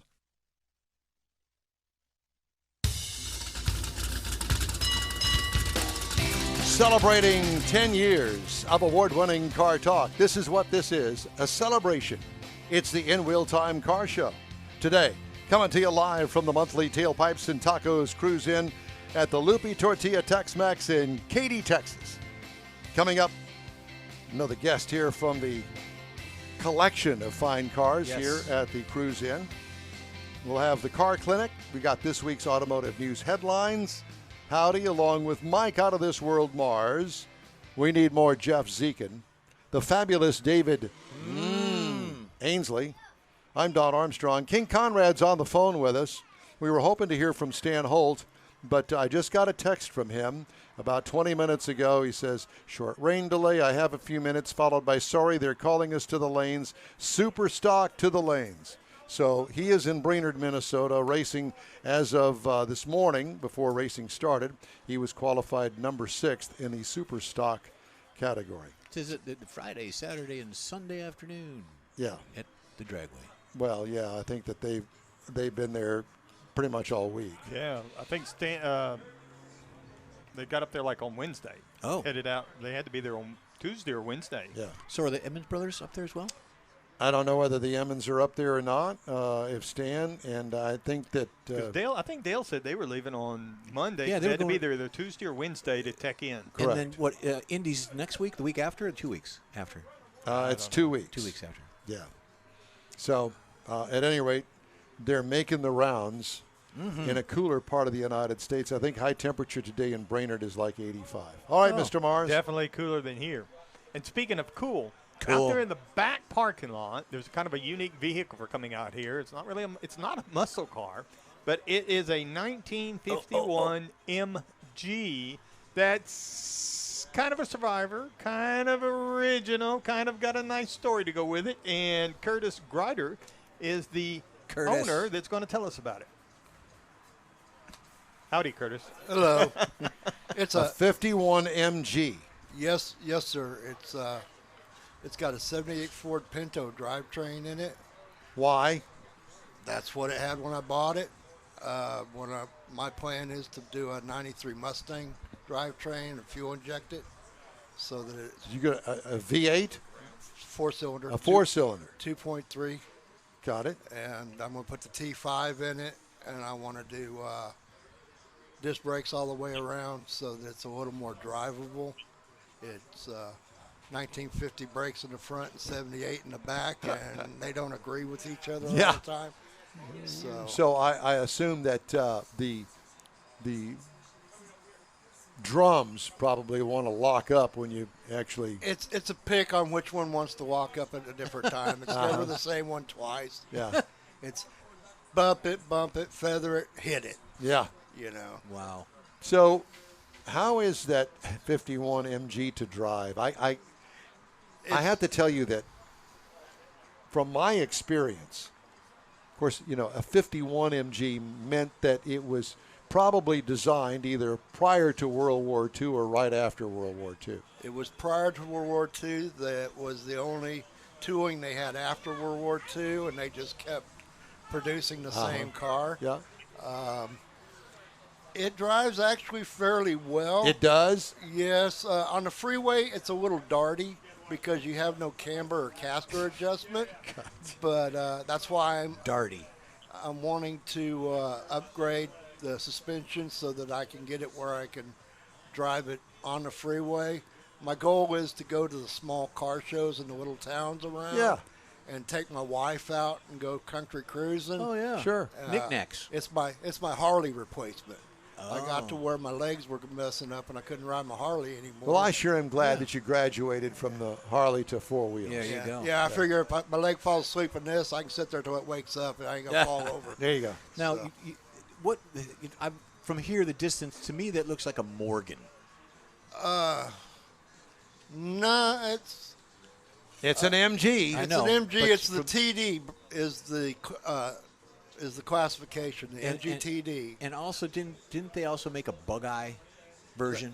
They made that was an earlier version. A Morris Minor, which looked a lot like it was designed after the Volkswagen. Okay, but it had the Bug-Eye look. But it had the Bug-Eye look to it. Yes, it looked like a squashed 50 model, basically. Okay, you know, squashed. And we got a friend that I go to a car show that has one, but it's all modified. and we have another gentleman comes to the same show with a completely original one. Wow. Ooh. I mean, don't pricey. get me wrong. I have a lot of respect for originality, and there is a place in my book, anyway, for originals. But that's not one that I would say, let's keep it original. Well, because, like we've talked about, you know, the technology was pre-World War II. And let's face it, the technology back then just wasn't all that. That is true. Now, surprisingly, the 51 MG does have rack and pinion factory. Really? Yes, sir. Manual rack factory. Well, And it's a step in the right direction. the front brakes were done with 2 wheel cylinders for some strange reason. It's got twin cylinders in the front brakes. And then the rears were conventional. How weird. Yes, it is. Of course, it is a British vehicle.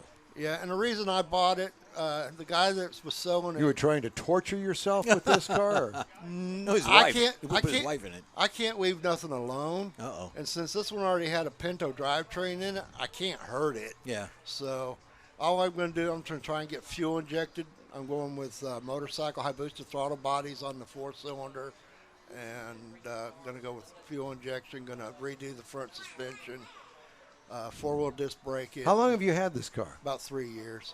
You have? Yeah.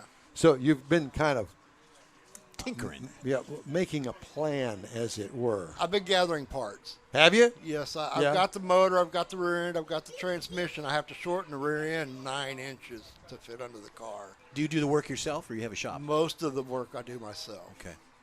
Cool. I work at a machine shop, so I That's a can plus. make most anything I need. I was going to say, you got the connection there. And my brother is an excellent welder, so I can fab it up and he can weld it. Sweet. I have friends that do about anything need to be done. So. And I noticed this left-hand drive. Was that something that was just because, or because they do make them right-hand, but that's more the British? All the ones for Britain were right-hand Right. drive, but after the war, they started producing them left-hand drive for export to the United States because of all the soldiers that were driving them over there and was wanting them. That they found they had a new market, so they were producing them both ways, and they were shipping all those over here for the soldiers that they come back that wanted. So what's the history on that car? Do you know?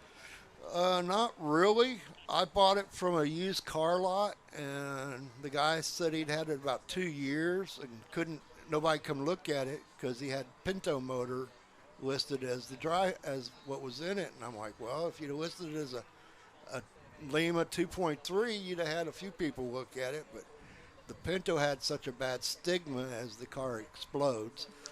Which had nothing to do with the motor. No, nothing to do with the drivetrain. Really, it was only a bad gas tank design. Although I have to tell you that I stupidly took on changing a water pump on a Ford Pinto one time in a Pinto. Well, it's not like a Chevy V8. No. There's no room. I had no skin left on my knuckles. Oh, man. It was that tight in there. But by God, I got that water pump changed. But what a pain because there's no room in the front end. But at any rate, there was nothing wrong with the motor. No, the motors were very good. They were used for several years. Yeah. Basically, the motor I'm putting in is the same lower block. Everything's the same on the lower end. It's just a different head design for the 93 Mustang. They went to the 8-plug head, and they did that for emission purposes. And I actually. So is this a carbureted car? Right now it is. It's going to be fuel injected. Okay. So they do make a kit for it? Actually, it's got a Weber carburetor on it. Oh, okay. And I think it's put on backwards, to tell you the truth, because to run the linkage in the car. Yes. And so the inner 2 cylinders are always wet, and the outer 2 cylinders are always dry. Mm-hmm. And it's like, well, why don't you do something with this motor? I said, inner 2 cylinders are wet, and the outer 2 cylinders are dry. If I got to redesign the wheel, let's do something a little newer, a little more juice Yeah. on it too. Yeah. Yeah, the car started out would have come from the factory with about 50 horses. Right now, the motor would probably be about 75 horses that's in it. Well, that doesn't weigh very much. An open cabin like that. About 2,000 pounds. Well, it's probably a fun car to drive. Oh, it's a blast. And, I mean, I'm driving down the road looking over. People are videotaping me, rolling the windows down. What is it? That happens to you a lot. You know. It does, except for different reasons. Yeah, different reasons. And they're basically checking to see. Mainly because, I drive a lot around town without a shirt on. And they're all enamored by all my muscles and stuff. My wife told me not to go out without a shirt, so happy wife, happy life. And you got a lot of shirts, don't you? Yes, I have a lot of shirts. All right, so you got to get this thing changed over soon? No, I'm getting ready to do an LS swap in my brother's 70 Cutlass convertible. Oh. And once I get it done, Conrad's listening. Twitching. He's twitching right now. I have to tell you something. I have a all of these car shows that I watch on television, they're putting LS motors in a engine bay that is lucky that you could get a 4-cylinder in it. And there's a lot of cutting going on and rebuilding and firewalls, and I'm going, no, integrity way of suspension, out of line for me. Well, the only thing we're going to have to really do is we're splitting the trans tunnel because we're putting the 6-speed automatic in it. So you have to split the trans tunnel open. Widen, get a little bit more room. It's quite a bit taller, about a little bit more room. Oh no, a lot more. Yeah, it's about 2 inches taller. Yeah, you said your brother's a welder, so you can accomplish that in half an hour. No, it's going to take a little longer than that. It'll take me longer than that to get the seats out. But as far as the engine compartment, the engine compartment is big enough though because of what they did. Got plenty of room. It has 45 in it now. Yeah. Well, you're putting an LS in it. You're widening the trans tunnel. You got to tub it. No. This is more of a street car. He is not a racer. He's just putting an LS 6-speed in it. He wants to be able to drive it. And the 455 has had problems since we got it. We bought it out of a jet boat, and I think it's full of mud. But it overheats at 2,000 RPM. Well, it's used to having a lot of water to drink. Yeah, you open it up, there's a jellyfish in there. And so everybody I talked to said it's really not worth trying to rebuild the 455 after being a freshwater motor, especially if it's ever seen salt water. Just the fact of the way they run those things, I've seen them, and no. So, and right now we have a 4L80 in the Oldsmobile. And so I'm pulling that out, and I'm going to put the 6L80 in it with the 6.2. Well, I'll tell you what, I'm thinking maybe for me, I'm going to come over to your house with the lawn chair and a big tall glass of tea, and I'll sit by and I'll be your champion. No, beer. That way when he's in trouble, you can hold my beer. Watch this. Help that out. I can't drink beer. Oh. I haven't been able to drink beer for 30 years. We had a gentleman on that does whiskey, so no. Get you all together. I don't drink any alcohol. It shuts my liver down. The enzymes in doesn't make the enzymes to filter. I got you. So that's what my problem is. Enzymes? No filter. No filter. No filter. Filter. When you can drink a beer and be sick for 2 days, it's easy to don't quit. do that. Yeah, no, I hear you. That's a good. Well, thank you, sir, for stopping by. We really appreciate thank you for Very having interesting. me. Very cool. Good luck. Hope to see you again next month. I'll You try bet. and make it. All right, brother. Y'all have a very good day. Thank Very you. good. You do the same. All right, time now here on the In Wheel Time Car Show for the Car Clinic. Do you want Conrad to do it on the phone, or would you like to do it? I've got it here. Conrad, did you want to do this on the phone, or? Yeah, I can do it. Jeff's more than capable of handling it. No, Go ahead, sir.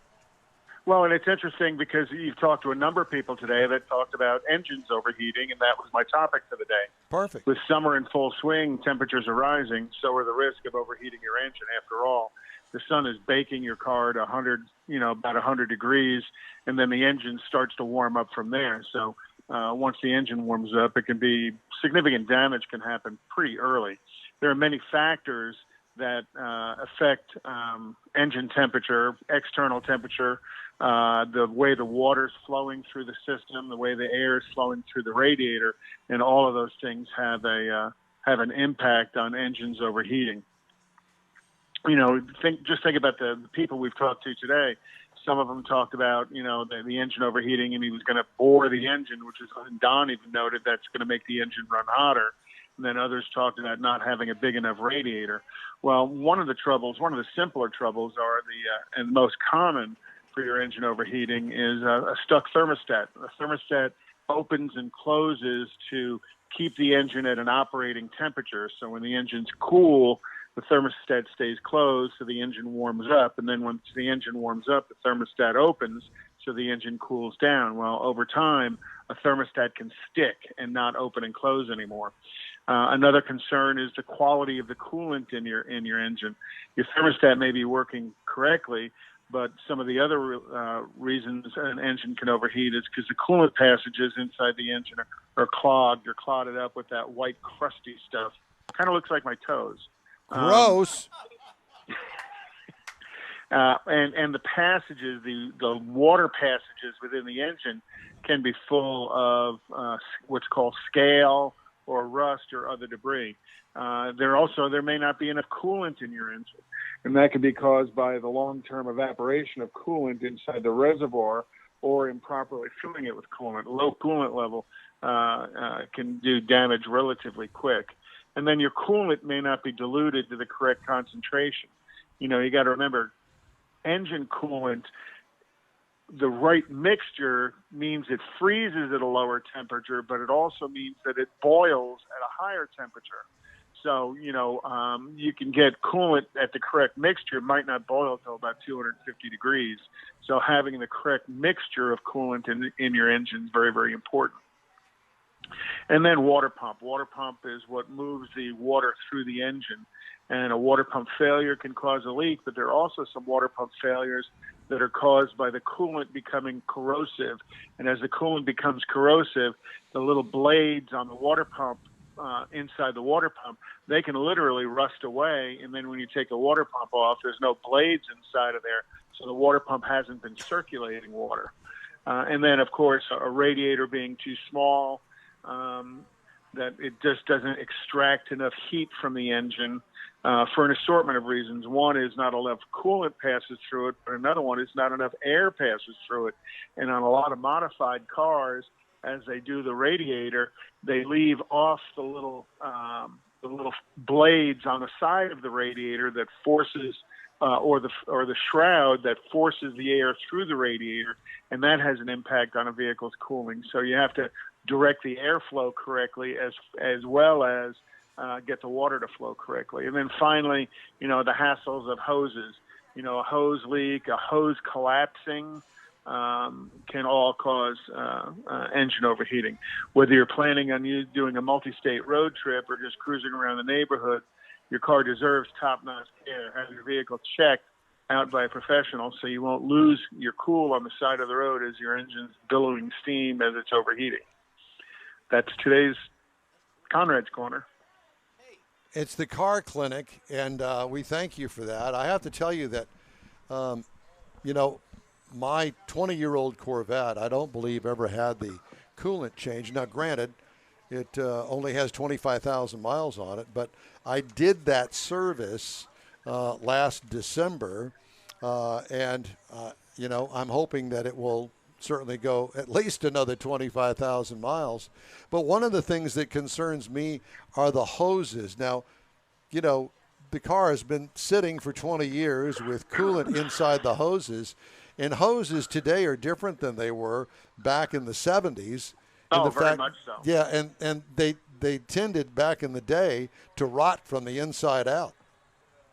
Yeah, because when they were made out of rubber, the thermal cycles, the hot, cold, eventually would deteriorate the rubber from inside. Now they're made out of neoprene, nitro, all kinds of high-tech composite material. And really, you don't see a lot of hose issues anymore. Well, I'm glad that you said that because I can only imagine what it would cost to replace hoses on the Corvette. Probably shouldn't be too difficult. The hoses I think that tend to be the biggest pain are the heater hoses, because those tend to route through different things and they can be a little squirrely to get on and off.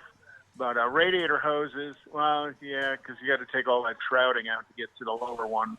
But it's not overly difficult. But again, hoses really don't fail at the rate they used to back in the 60s and 70s. So technically, you could do it in a day, like a Saturday afternoon or Saturday. Get Oh, up and- easily. yeah. Oh, easily. Yeah. Conrad, it's great to talk to you, my friend. You take care of yourself, Thanks, and we guys. expect to see you See you back next in the week. studio next week. And I appreciate you letting me sit in for you. By no means is I don't have your knowledge or expertise, but thank you very much for that. Jeffrey, you did a great job. Earlier, Jerry Emmons was on Facebook, and he said, hey, I got to tune into In-Wheel Time every Saturday morning, kind of like when I was a kid watching Fat Albert. Well, and I said, hey, I resemble that remark. Hey.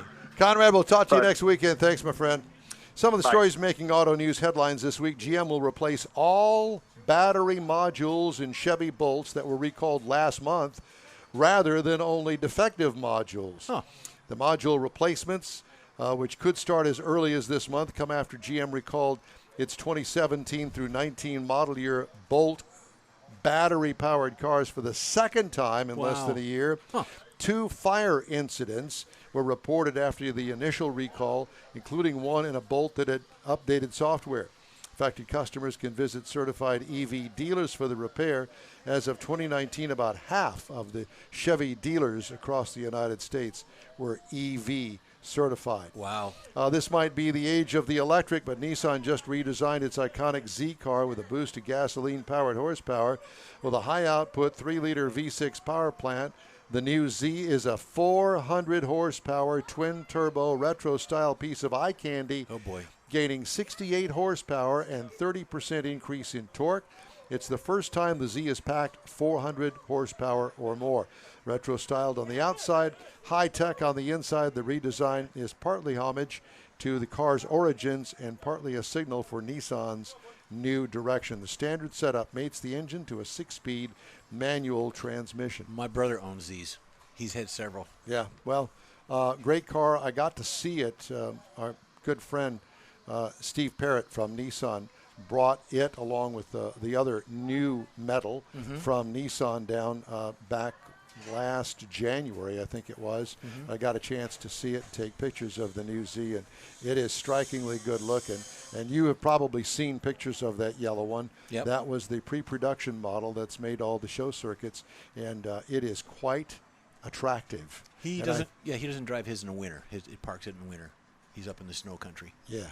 Well, that's understandable. All right, so we're going to have to take a quick break here, and we're going to wrap things up from the Loopy Tortilla and this month's In-Wheel Time remote here at the Tailpipes and Tacos. So stay with us. We all know about aftermarket and online parts stores, and each one has something to offer, but they don't offer original factory parts. That's where Bayway comes in. For original factory parts, visit the Bayway stores first. Give them a call or stop by. Bayway Chrysler Dodge Jeep Ram, Bayway Chevy, and Bayway Lincoln carry a complete line of parts for the do-it-yourselfer. Keeping your newer classic original means a lot, and you can count on these fully stocked parts departments to help keep it that way.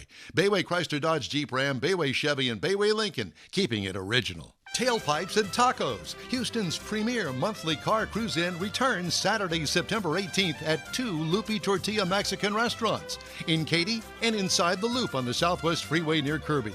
Tailpipes and Tacos is free and everyone's invited. You'll see collector cars, hot rods, customs, magnificent originals, and resto mods at 2 locations. Cars from all over Southeast Texas cruise in and show off in a friends and family event at the Loopy Tortilla Mexican Restaurant on the Grand Parkway at Kingsland Boulevard, just south of I-10 in Katy, and inside the Loop on the Southwest Freeway near Kirby. Drag racer, car enthusiast, and Loopy founder Stan Holt brings you Houston's hottest cruise-in, Tailpipes and Tacos, inside the Loop on the Southwest Freeway in Kirby, and in Katy on the Grand Parkway just south of I-10, where you'll see the In-Wheel Time car show. Get your ride ready, and we'll see you at the Tailpipes and Tacos Saturday morning cruise-in, September 18th, 8 to 11 a.m., weather permitting. Gulf Coast Auto Shield has moved to a more convenient location. Now you can visit John Gray and his staff of dedicated professionals at their new shop on the South Sam Houston Parkway between Belford and Airport in Southwest Houston. Gulf Coast Auto Shield is the best at paint correction and ceramic coatings. Clear bras and custom wraps are specialties that only Gulf Coast Auto Shield installs with award-winning accuracy, and all their services come with a warranty. Lamborghini, Aston Martin, Porsche, and Ferrari owners depend on Gulf Coast Auto Shield for their specialty services, and you should too. The in-wheel time Corvette and Cutlass have both been massaged by Gulf Coast Auto Shield, so isn't it time your vehicle visit their new shop in Southwest Houston? Call John Gray today at 832-930-5655 or visit online at gcautoshield.com. That's gcautoshield.com. Paint, coatings, wraps, and more at gcautoshield.com. Well, that's a wrap for another episode of the In-Wheel Time Car Show. When you're on Facebook, please give us a like, tell your friends about us, and share our junk, if you will. You'll get Conrad's Unicorn hunting features, along with all things automotive, all week long on Facebook. The In-Wheel Time Car Show streams live on Facebook, YouTube, Twitch, and on InWheelTime.com every Saturday, 8 to 11 Central Time. Podcasts are available from your favorite podcast outlet 7 days a week. Special thanks to all of our guests today. The In-Wheel Time Chief Engineer is David Ainsley. Our Marketing Manager and Video Technical Director is We Need More Jeff Zekin. We do. For Booking Agent and Podcast Man Mike Out of This World Mars. There he is. His royalty King Conrad DeLong, I'm Don Armstrong. Hey, if you missed any of our Saturday live broadcast, again, catch the 30-minute podcast segments updated daily on your favorite audio and video streaming platforms. Today's show was a Quinn Martin production and by Fiestas Mas Cervezas. Okay. That's the best I could do in my Spanish. Still, I got it. Have a great weekend. Stay safe and cool like you know you are. We'll see you next weekend.